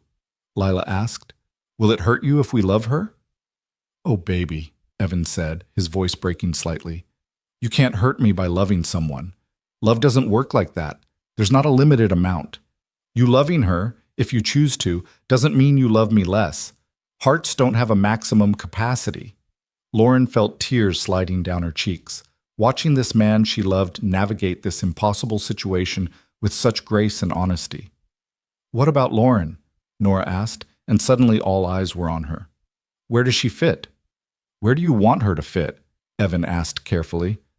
The girls looked at each other again, then at Lauren. "Can you be like a bonus mom?" Lila asked. "Like, we have a biological mom who we maybe want to know a little bit, but we also have Lauren who's here all the time and knows we like purple toothpaste and helps with homework and doesn't feel like a stranger." Lauren's breath caught. "If that's what you want," she managed, "I would be honored to be your bonus mom." "Not bonus," Arya corrected. "Just mom. Regular mom. The kind who stays." And there it was. The thing they'd all been dancing around for months, suddenly spoken aloud by a 7-year-old girl who understood more about love and family than most adults ever would. Evan reached across the console and grabbed Lauren's hand. "Is that okay?" he asked her quietly. "I know we haven't talked about this, about what we are exactly, but if the girls are asking," "Yes," Lauren said immediately. "Yes, it's okay. It's more than okay." They drove home in a different kind of quiet, not uncomfortable now, but contemplative. The girls seemed lighter somehow, like naming the thing they'd all been feeling had released some pressure. That night, after the girls were asleep, Evan and Lauren sat in the kitchen with mugs of tea neither of them was drinking. "That was intense," Lauren said finally. "I'm sorry," Evan said immediately. "They shouldn't have put you on the spot like that. We should have talked about it first, privately, before they asked." "Evan," Lauren interrupted, "stop apologizing. I meant what I said. I'm honored. I love those girls like they're my own." "But they're not," Evan said carefully. "They're not your biological children. You can't have—" He stopped, clearly realizing what he was about to say. "I can't have biological children," Lauren finished for him. "You can say it. It's a fact, not a shameful secret." "I just meant you could still have that, if you wanted," If this doesn't work out with us, you could find someone and adopt, or do IVF, or I could have this, Lauren said firmly. I could have 3 beautiful girls who chose me, who want me to be their mom, not their bonus mom, or their dad's girlfriend, or their temporary caretaker, their mom. Are you sure? Evan asked, and there was something vulnerable in his expression. Because once you say yes to this, once you become their mom in their minds, you can't take it back. They've already lost one mother. If you leave, I'm not leaving, Lauren said with more certainty than she'd felt about anything in years. Evan, I'm not going anywhere. I love you. I love them. This is my family now. Evan's eyes were bright with unshed tears. Say that again. Which part? The family part. Lauren stood up, moved around the table, and pulled him to his feet. She took his face in her hands and said clearly, You are my family. Those 3 girls sleeping upstairs are my family. This chaotic, imperfect, beautiful life we're building together is my family, and I choose it. I choose all of you. Evan kissed her then, desperate and grateful and full of promise. When they pulled apart, he rested his forehead against hers and whispered, Marry me. Lauren's breath stopped. What? Marry me, Evan repeated, pulling back to look her in the eyes. I don't have a ring. I haven't planned anything. This is possibly the worst proposal in the history of proposals. But I love you, and you love us, and life is short and unpredictable, and I don't want to waste any more time. So marry me. Be their mom officially. Be my wife. Say yes. Lauren thought about the Lauren from 6 months ago, sitting alone in that cafe, convinced she was destined to be alone because she couldn't give someone the traditional family they wanted. She thought about walls she'd built and how completely they'd been demolished by 3 little girls and their brave, broken, beautiful father. She thought about love being a choice, not a feeling, about families being built, not born, about healing happening in the most unexpected ways. Yes, she said, laughing and crying at the same time. Yes, I'll marry you, all of you. Evan picked her up and spun her around the kitchen, both of them laughing like teenagers. When he set her down, they were both grinning like idiots. We should tell the girls, Evan said. Now? It's almost midnight. They'll kill us if we wait until morning, Evan pointed out. You know they will. He was right. They crept upstairs and gently woke the girls, who were groggy and confused until Evan said, Lauren and I have something to tell you. All 3 girls sat up immediately, sleep vanishing. Are you getting married? Arya asked with the confidence of someone who'd been expecting this. Yes, Evan confirmed. If that's okay with you 3. The squealing that followed was loud enough that Evan had to shush them before they woke the neighbors. The girls piled out of their beds and threw themselves at Lauren, a tangle of pajamas and blonde hair and pure joy. Does this mean you're really our mom now? Lila asked. If you want me to be, Lauren said. We want, all 3 girls said together. They ended up having an impromptu celebration in the girls' room, sitting in a circle on the floor at midnight, making plans for a wedding that would undoubtedly be chaotic and imperfect and absolutely perfect for them. Can we wear matching dresses? Nora asked. Whatever you want, Lauren promised. Can we help plan everything? Arya added. Every single detail, Evan confirmed. Can we tell everyone at school that we have a mom now? Lila asked, and the question was so full of hope that Lauren felt her heart might actually burst. Yes, she said, pulling Lila close. You can tell everyone because it's true. You have a mom. You've had one for a while now. We're just making it official. Eventually, they got the girls settled back in bed, though sleep was clearly going to be elusive for everyone. Lauren and Evan returned to their room, climbing into bed still giddy with the enormity of what they'd just decided. We're really doing this, Evan said, sounding slightly awed. We're really doing this, Lauren confirmed. You know it's going to be chaos, right? Planning a wedding with 3 7-year-olds as consultants? I'm counting on it, Lauren said, snuggling closer to him. I wouldn't want it any other way. She fell asleep that night, engaged to a man she'd known for less than 6 months, about to become the mother to 3 children she'd met at a cafe when they crashed her blind date. By any reasonable standard, it was too fast, too much, too risky. But love, Lauren was learning, wasn't reasonable. It was brave. It was choosing each other every day. It was showing up even when you were scared. It was three little girls who refused to let their father give up on happiness. It was burnt waffles and blanket forts and homework help and middle-of-the-night nightmare comfort. It was family in all its messy, imperfect, absolutely beautiful glory. And Lauren Hayes, who thought her chance at family had been taken away by a medical diagnosis and a coward who couldn't see past biology, had found something better.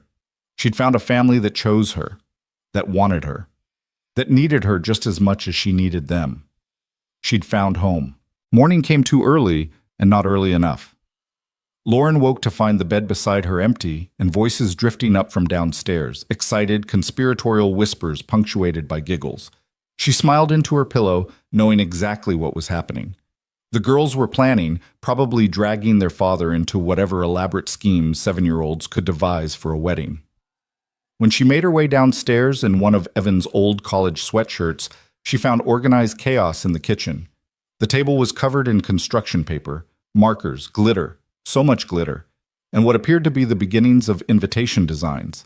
Evan stood at the stove making pancakes, looking exhausted and happier than she'd ever seen him. "We're making invitations," Lila announced before Lauren had even fully entered the room. "Look, this one has sparkles and a rainbow and a unicorn because every wedding needs a unicorn." "Obviously," Lauren agreed, examining the masterpiece that was 90% glitter and 10% paper. "Daddy said we have to actually plan the wedding before we make invitations," Arya said, her tone suggesting this was a minor technicality she was willing to overlook. "But we wanted to start with the fun part first." "When is the wedding?" Nora asked, looking up at Lauren with those bright blue eyes. "Can it be soon? Like next week?" "Maybe not next week," Evan said from the stove. "These things take time to plan." "How much time?" Lila pressed. Lauren caught Evan's eye across the room. They hadn't actually discussed this detail in the giddy rush of midnight proposals and impromptu celebrations. She saw the question in his expression. How long did she need? How much time, to be sure? "How about spring?" Lauren suggested. "Maybe April or May. That gives us time to plan something nice, but it's not too far away." "That's like 1,000,000 years," Lila groaned. 4 or 5 months, Arya corrected, which is a lot, but not actually 1,000,000. "Still feels like 1,000,000, Lila muttered, but she went back to her glitter with renewed determination. The next weeks blurred together in the best way possible. Lauren officially moved in, not gradually this time, but with purpose. Maya helped her pack up her apartment, making comments the entire time about how this was the fastest she'd ever seen Lauren move on anything. "6 months ago you were convinced you'd be alone forever," Maya said, wrapping dishes in newspaper. "Now you're getting married and becoming an instant mother to triplets. You don't do anything halfway, do you?" "Apparently not," Lauren agreed, carefully packing the framed photo of her own mother, the only thing from her old life she truly cared about keeping close. "Are you scared?" Maya asked more seriously, setting down her packing duties to look at Lauren directly. Lauren considered the question. "Terrified," she admitted. "Every single day I wake up and think, what if I mess this up? What if I'm not good enough at this mom thing? What if the girls realize they made a mistake? What if Evan realizes he proposed too fast and regrets it?" "But," Maya prompted, because she knew Lauren well enough to know there was a but. "But I'm more scared of not trying," Lauren finished. "I'm more scared of walking away from this and spending the rest of my life wondering what if. These people, they've shown me what love actually looks like. Not the fairy tale version, but the real version. The version that's messy and complicated and requires you to show up even when you're scared. And I want that. I want all of it." Maya pulled her into a hug. "You deserve it," she said fiercely. "All of it. And for what it's worth, I think you're going to be an amazing mom." The girls helped unpack boxes in what was now officially Lauren's home too, not just the place she stayed sometimes. They insisted on organizing her clothes, which meant everything got sorted by color rather than any logical system. But Lauren didn't care. She cared that Nora carefully hung up each item, that Arya folded sweaters with intense concentration, that Lila provided running commentary on which outfits were her favorites. "This one makes you look like a princess," Lila announced, holding up a dress Lauren had worn to a wedding years ago. "Save that one for your wedding," Nora suggested excitedly. "I think I might want something new," Lauren said gently. Something we pick out together. Would you three want to help me find a wedding dress? The squealing that followed confirmed this was the right answer. But wedding planning had to share space with regular life, and regular life with the Grant family was never simple. There was still the situation with Melissa, who'd been sending emails asking for more visits. The girls remained ambivalent, curious enough to say yes, but not enthusiastic, going through the motions of getting to know their biological mother without any real warmth. The second meeting happened at a children's museum, neutral territory with lots of distractions. Lauren went again, not hovering, but present, watching as Melissa tried too hard to connect. She brought expensive gifts, an elaborate doll for Lila, a professional telescope for Arya that was far too advanced, a jewelry-making kit for Nora, who'd never expressed interest in jewelry. "Thank you," the girl said politely, but Lauren saw how they clutched the gifts awkwardly, unsure what to do with these offerings that felt more like attempts to buy affection than genuine expressions of understanding. Melissa spent the afternoon asking questions she should have already known the answers to if she'd been present. What were their favorite colors, their favorite foods, their friends' names? The girls answered dutifully, but there was a distance there, a wall that Melissa couldn't seem to breach no matter how hard she tried. Afterward, in the car, Arya said quietly, "She's trying. I can tell she's trying, but it feels fake, like she's reading from a script of how to be a mom instead of actually being one." "That's because she doesn't know you yet," Evan said carefully, ever diplomatic. "People who love you know these things naturally because they're around you all the time. Melissa is starting from scratch." "You didn't have to start from scratch," Lila pointed out. "You were there from the beginning." "I was," Evan agreed, "and that made it easier. I learned about you as you learned about yourselves." "Lauren didn't start from the beginning either," Nora observed, "but she learned fast. She knew about the purple toothpaste after like 2 visits." "That's because Lauren paid attention," Arya said. "She asked questions and remembered the answers. Melissa asks questions but then asks the same ones next time, like she forgot." Lauren said nothing, letting the girls process their feelings without interference. But privately she agreed with their assessment. Melissa was performing motherhood rather than living it, and children could always tell the difference. The third visit was the last. Melissa suggested taking the girls to a movie, and the girls agreed mostly because they wanted to see the movie regardless of who took them. But halfway through, Lila got scared. It was more intense than the preview suggested, and started crying. Melissa looked panicked, frozen, clearly unsure what to do. Meanwhile, Arya and Nora immediately flanked their sister, comforting her with the practiced ease of children who'd been each other's support system their entire lives. After the movie, standing in the lobby, Melissa tried to apologize. "I didn't know it would be scary. The reviews said it was family-friendly." "It's okay," Lila said, but she was holding Evan's hand tightly, clearly ready to go home. "Maybe next time we could do something quieter," Melissa suggested. "Something where we can talk more." The girls looked at each other, then at Evan, then back at Melissa. Arya, always the spokesperson, took a breath. "We don't think there should be a next time," she said, her voice steady despite the difficulty of what she was saying. "We appreciate that you want to know us, but it feels wrong, like we're supposed to feel something we don't feel. You're nice, but you're not our mom. Lauren is our mom." Melissa's face went pale. "I understand I haven't been there. I understand I made terrible mistakes, but I'm trying now. Doesn't that count for something?" "It counts for something," Nora said carefully. "It counts that you're trying. But trying now doesn't erase not trying before. And we already have a family that was there from the beginning, a family that chose us and that we chose back." "I'm your mother," Melissa said, and there was desperation in her voice now. "Biologically, I'm your mother. That has to mean something." "It means you gave birth to us," Lila said with her unflinching honesty. "Thank you for that. But being a mom is different than being a mother, and we already have a mom." Melissa looked at Evan, something pleading in her expression. "You can't let them do this. They're children. They don't understand what they're giving up." "They understand perfectly," Evan said quietly. "And this is their choice. I told you from the beginning we were doing this for them, not for you. If they don't want to continue, we don't continue." "This is her doing," Melissa said, turning to Lauren with sudden venom. You poisoned them against me. You wanted to replace me." "I didn't replace you," Lauren said calmly, though her heart was pounding.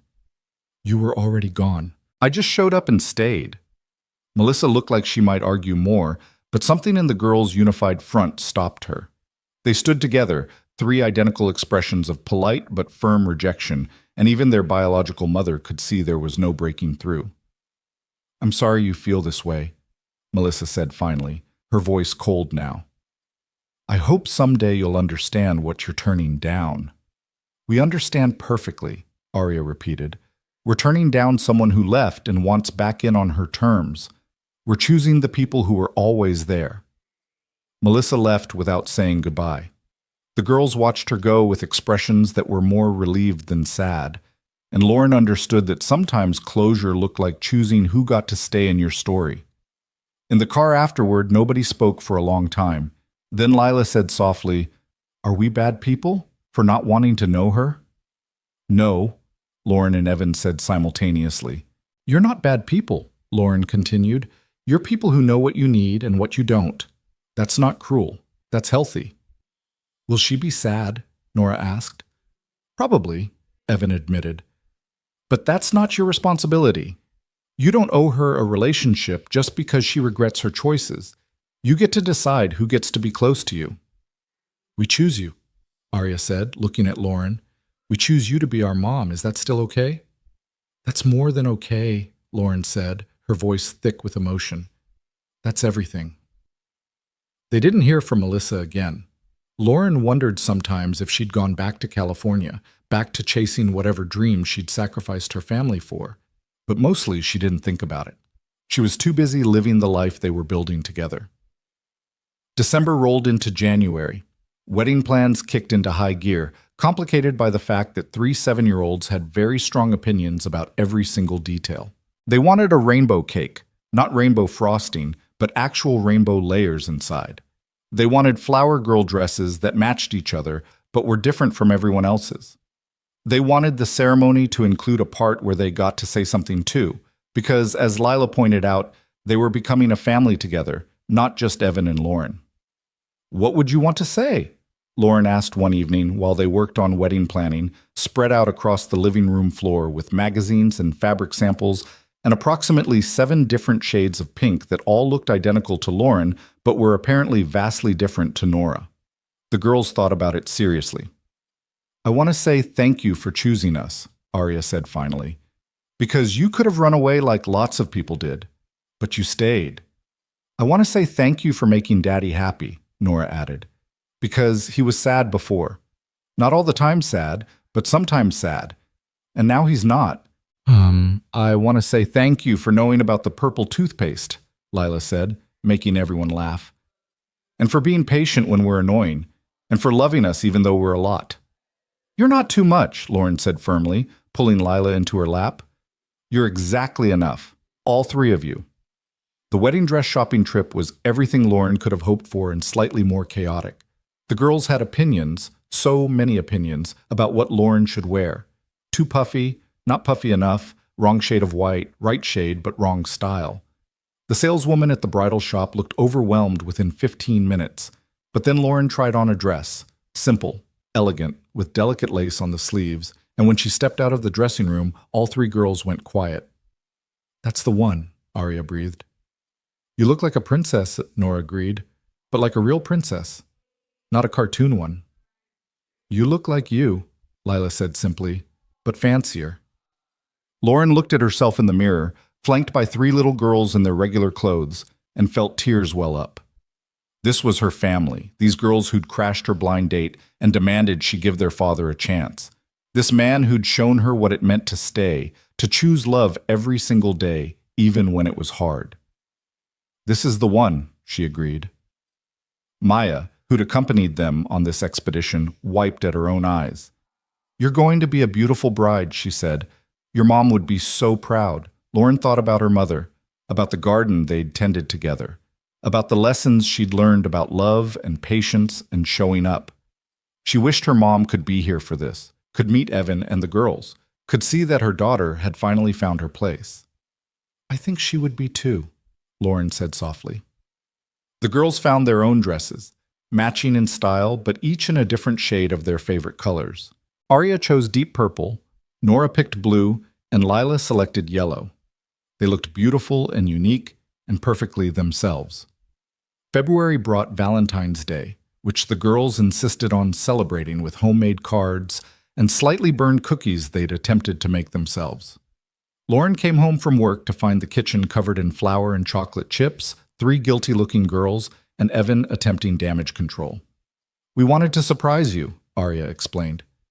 "Mission accomplished," Lauren said, trying not to laugh at the state of the kitchen.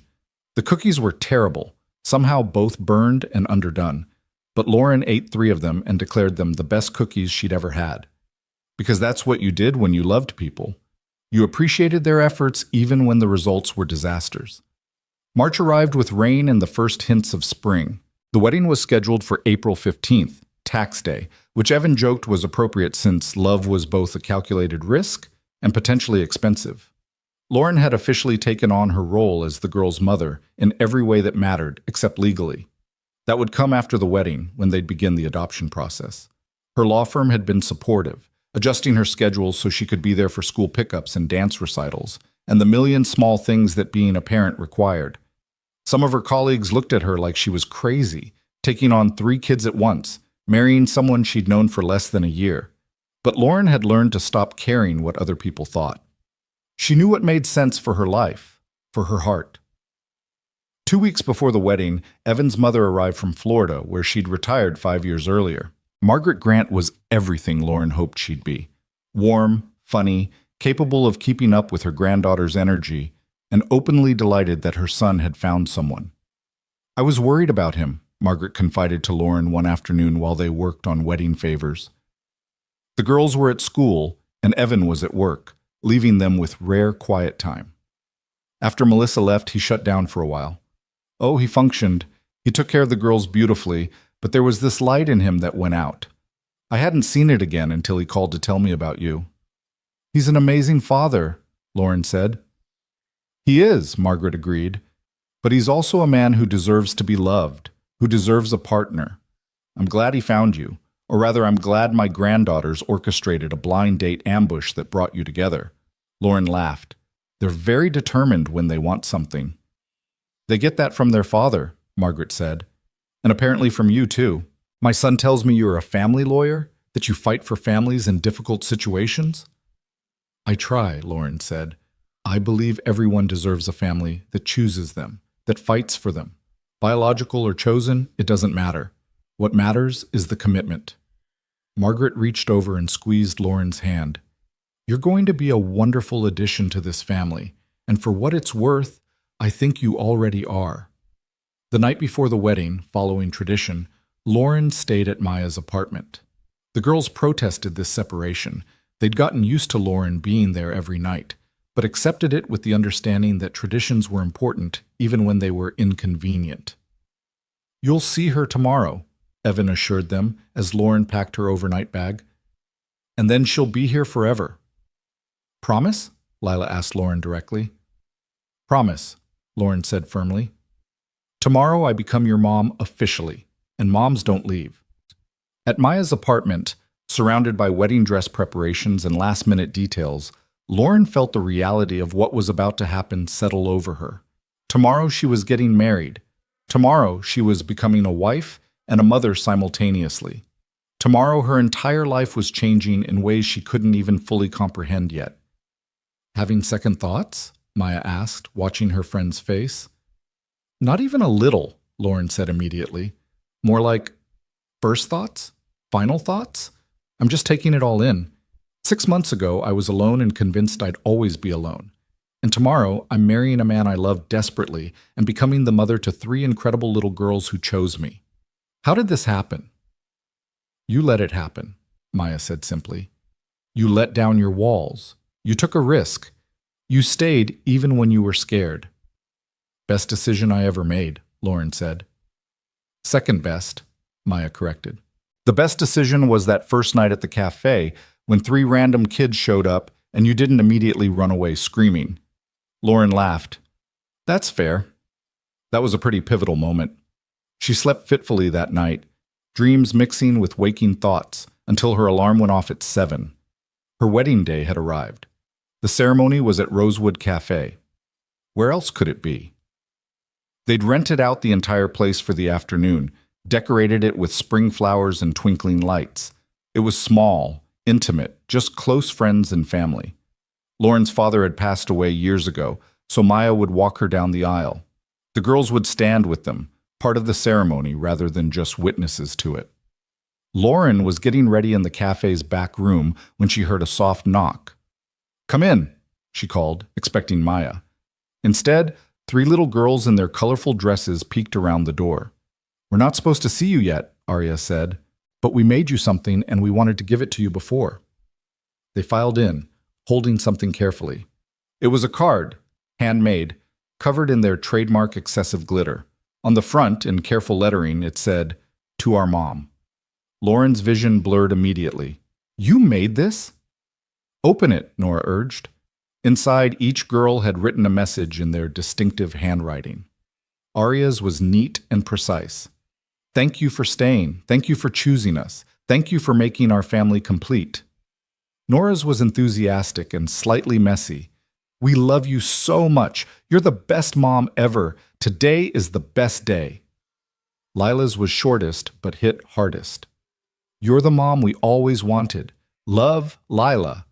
Lauren pulled all 3 girls into a hug, not caring that she was probably getting makeup on their dresses, or that she was crying and would need to redo her face. "I love you 3 so much," she said. "Thank you for being brave enough to find me that night. Thank you for giving your dad and me a chance. Thank you for being exactly who you are." "Are you nervous?" Arya asked. "A little," Lauren admitted, "but more excited than nervous. I get to marry your dad and officially become your mom. That's pretty much the best thing ever." "We're excited too," Nora said. "Daddy's been pacing all morning. Mrs. Patterson had to tell him to stop before he wore out the carpet." Lauren smiled through her tears, picturing Evan just as nervous and excited as she was.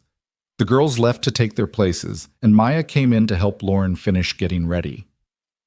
20 minutes later, Lauren stood at the entrance to the cafe, looking down an aisle lined with their closest friends and family.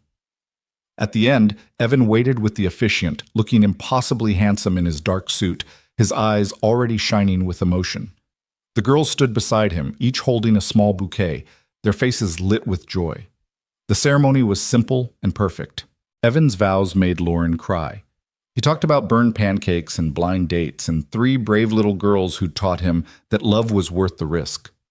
He talked about Lauren showing up and staying, about her choosing not just him, but all of them, about how she'd taken their broken family and made it whole.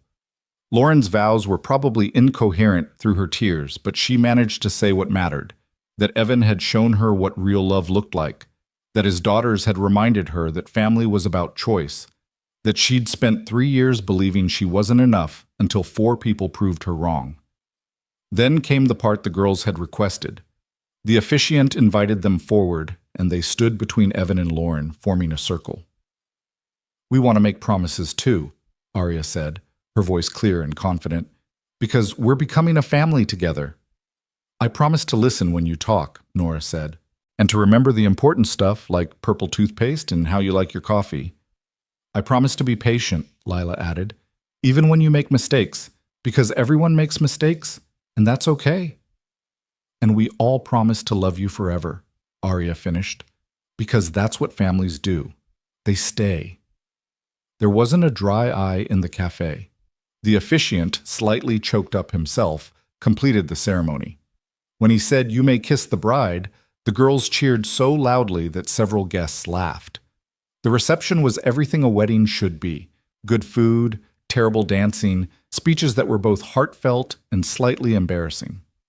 Margaret told stories about Evan as a child that made the girls shriek with laughter.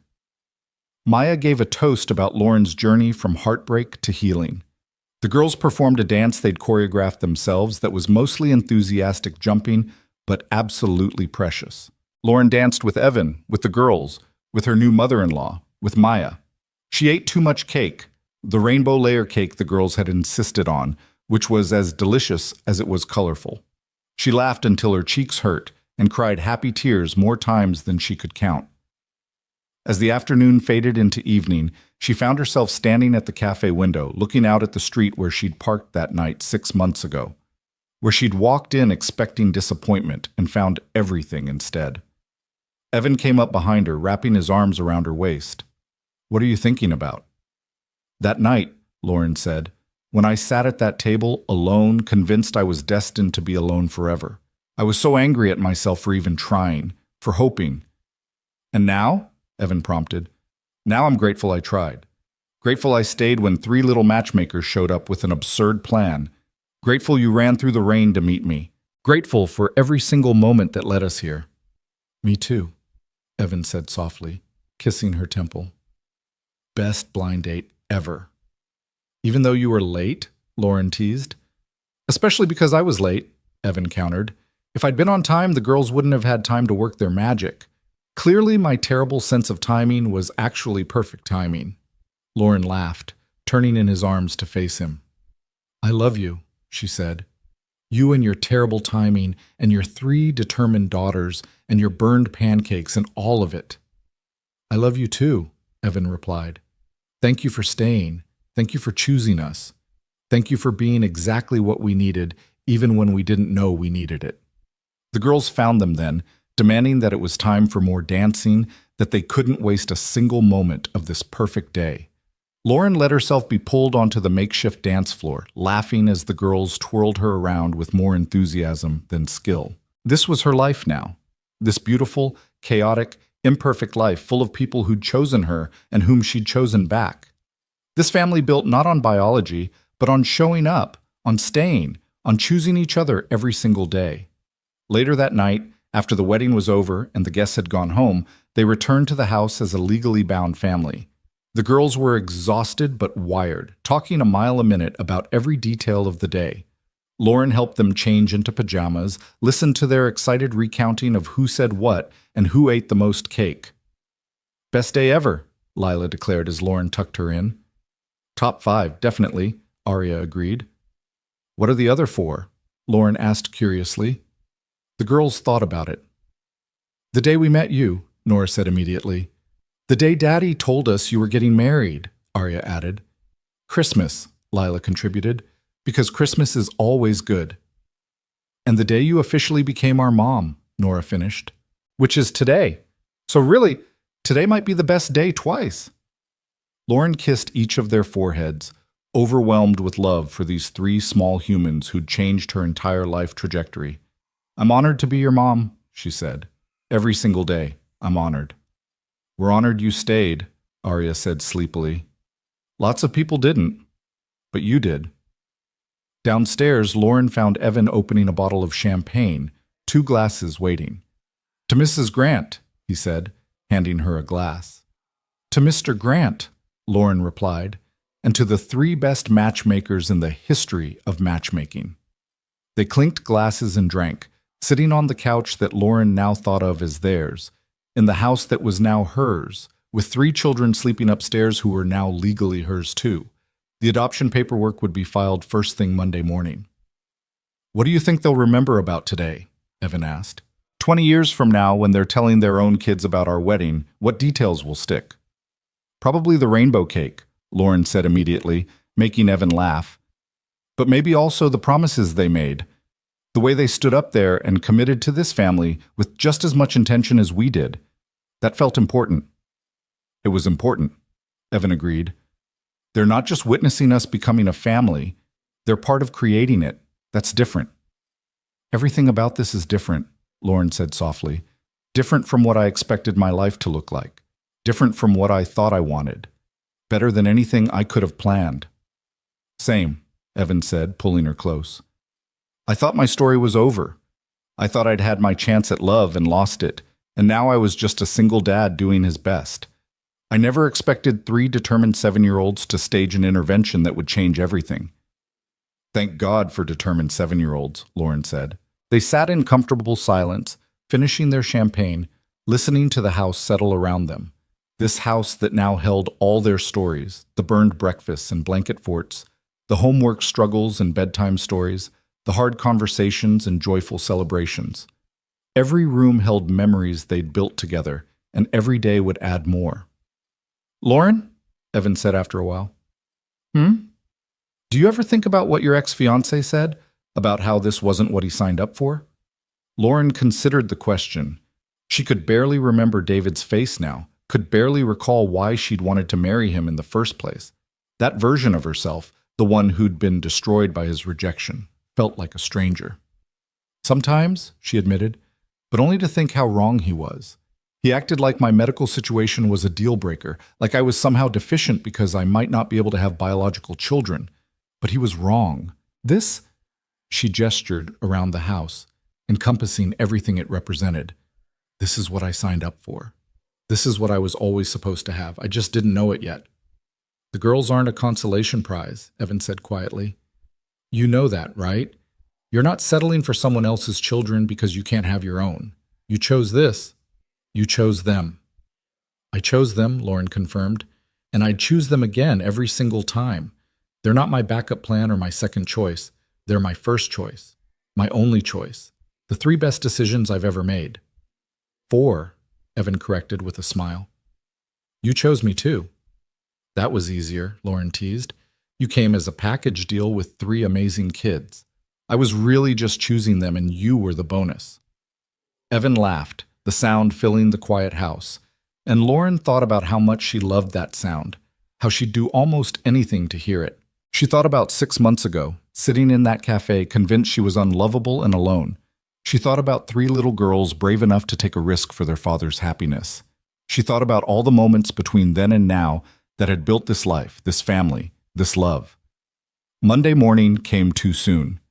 Lauren woke to her first full day as Mrs. Grant, as a wife and a mother, as someone who belonged to this family as much as they belonged to her. The girls bounded into the bedroom at 7, jumping on the bed with complete disregard for the fact that it was supposedly a honeymoon morning. "We made you breakfast," Nora announced proudly. "Without burning anything," Lila added. "Mostly without burning anything," Arya corrected.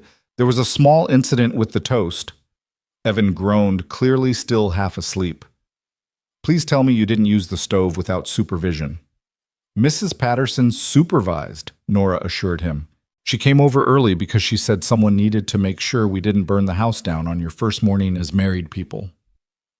They ate breakfast in bed, slightly burned toast, scrambled eggs that were actually pretty good, and orange juice served in fancy glasses that were definitely not appropriate for children, but that the girls had insisted on using.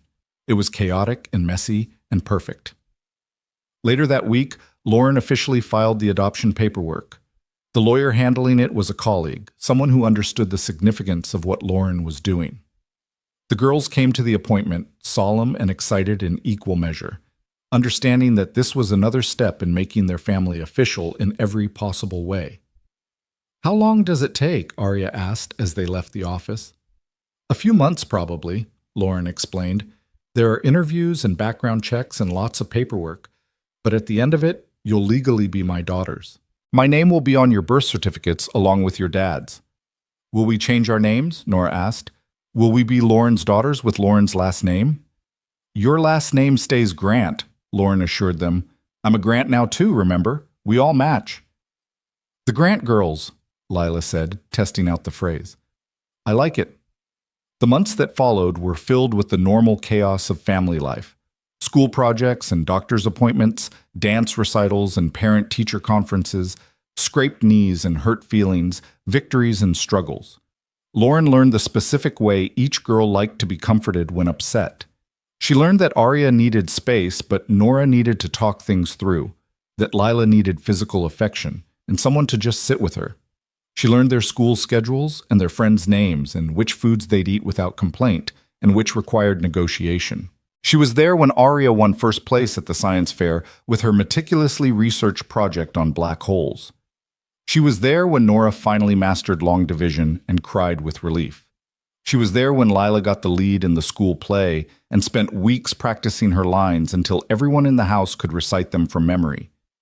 She was also there for the hard moments, when Arya had a falling out with her best friend and came home crying, when Nora struggled with a teacher who didn't understand her learning style, when Lila got sick with the flu and needed constant care.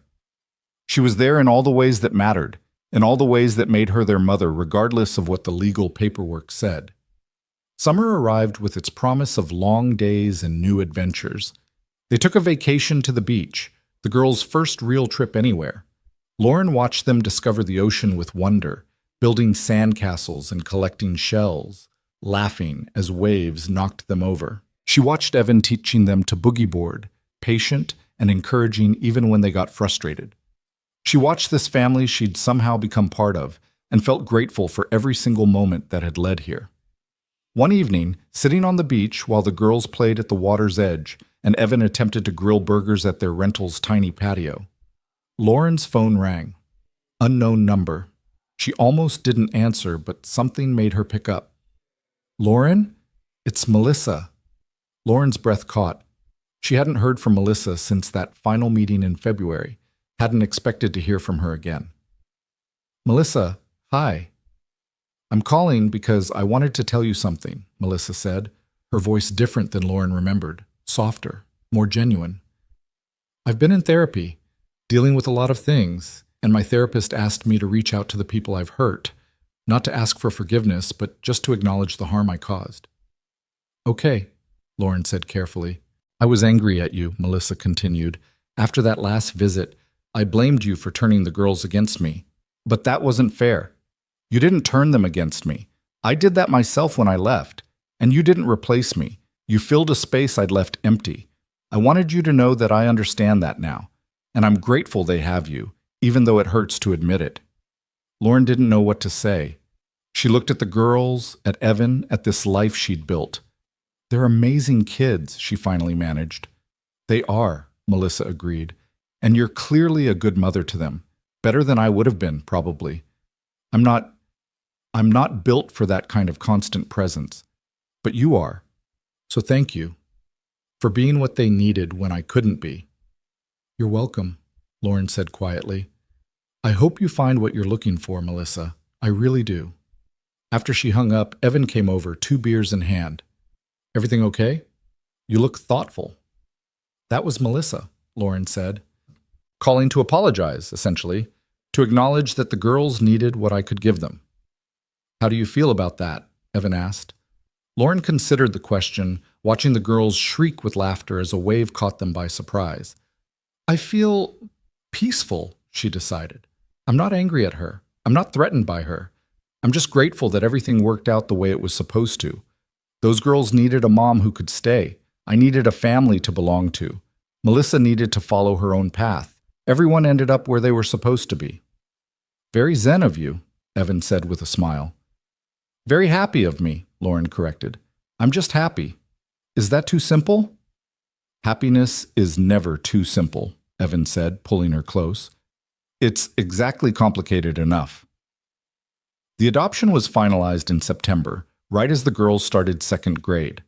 They celebrated with a party, smaller than the wedding, but no less significant. Lauren's name was officially added to their birth certificates, making her their legal mother in every way. The girls each received a certificate from the court, which they immediately insisted on hanging in their room. That night, tucking them in, Lauren felt the weight of what had happened truly settle on her. These were her daughters. Legally, emotionally, permanently her daughters. No one could take that away. No one could question it. She was their mother, and they were her children, and it was real. "Mom?" Arya said. She'd started calling Lauren Mom immediately after the wedding, but it still gave Lauren a thrill every time. "Yes, sweetheart? Do you think our story is special, like the way we became a family?" Lauren thought about it. "I think every family's story is special in its own way. But yes, I think ours is pretty unique. Not many families start with 3 girls crashing a blind date." "I'm glad we did," Nora said. "Even though we got in so much trouble." "We're still a little bit grounded," Lila added. "Daddy says what we did was dangerous, even though it worked out." "Your dad's right," Lauren said. "It was dangerous. But I'm also very, very glad you did it. You changed my life, all of our lives." "You changed ours too," Arya said softly. "You made us complete. We were okay before, but now we're better. Now we're whole." Lauren kissed each of their foreheads, turned out the light, and stood in the doorway for a moment, watching them settle into sleep. These three brave, determined, wonderful girls who'd decided their father deserved happiness and had done something audacious about it. Downstairs, she found Evan working on a design for his current project, but he closed his laptop when she entered. "Girls all settled?" "All settled," Lauren confirmed. She sat beside him, and he immediately pulled her close. They sat in comfortable silence, listening to the house breathe around them. "You know what I realized today?" Evan said after a while. "When we were at the courthouse making the adoption official?" "What's that?" "I realized I don't remember what my life felt like before you. I know logically it's only been about 10 months since that night at the cafe, but emotionally it feels like you've always been here, like we were incomplete before and now we're whole, and I can't even picture us any other way." "I know what you mean," Lauren said. "Sometimes I think about that version of me who sat in the cafe, convinced she'd be alone forever. She feels like a different person, like someone I used to know but don't really recognize anymore." "She was brave, though," Evan pointed out. "That version of you, she stayed when 3 random kids showed up. She gave me a second chance. She took a massive risk on a complicated situation. Without her bravery, we wouldn't be here." "True," Lauren acknowledged. "I guess she deserves some credit." "She deserves all the credit," Evan said firmly. "She decided to take a chance on love when love had hurt her. That's the bravest thing anyone can do." Lauren felt tears well up. Happy tears, grateful tears. "I love you," she said. "I love this life we've built. I love those 3 girls sleeping upstairs. I love that I get to wake up every morning and choose this. Choose all of you. Choose this beautiful, chaotic, perfect family." "I love you too," Evan replied. "Thank you for staying. Thank you for choosing us. Thank you for being brave enough to let down your walls and let us in." They kissed then, sweet and slow, a reaffirmation of everything they'd promised each other on their wedding day. When they pulled apart, Evan smiled and said, "Want to make some burned pancakes tomorrow, for old time's sake?" Lauren laughed. "Only if I can help you burn them." "Deal," Evan said. Upstairs, 3 little girls slept peacefully, dreaming whatever dreams 7-year-olds dream. They were safe and loved, and part of a family that had chosen each other deliberately, completely, permanently. They had a father who showed up every day without fail, and a mother who'd proven that biology didn't determine family, that showing up and staying mattered more than anything else. And in that living room, 2 adults who'd both been broken by love and healed by each other held each other close, grateful for blind dates and burned waffles and 3 brave little matchmakers who'd refused to let fear win. Sometimes love doesn't arrive in flowers and candlelight. Sometimes it arrives in chaos, delivered by 3 determined 7-year-olds who understand that the best things in life require courage and persistence and the willingness to take risks for the people you love. Sometimes it arrives as 3 identical voices saying, "Are you Lauren? Our daddy's sorry he's late." And sometimes, if you're very, very lucky, you're brave enough to stay and see where that chaos leads. You're brave enough to let down your walls and take the risk and choose love, even when love has hurt you before. Lauren had been brave enough, and that bravery had given her everything. A husband who loved her completely, 3 daughters who chose her daily, a family that was real and permanent and hers. She'd walked into that cafe expecting disappointment and found her entire future instead. She'd thought she was broken and discovered she was just waiting for the right people to help her heal.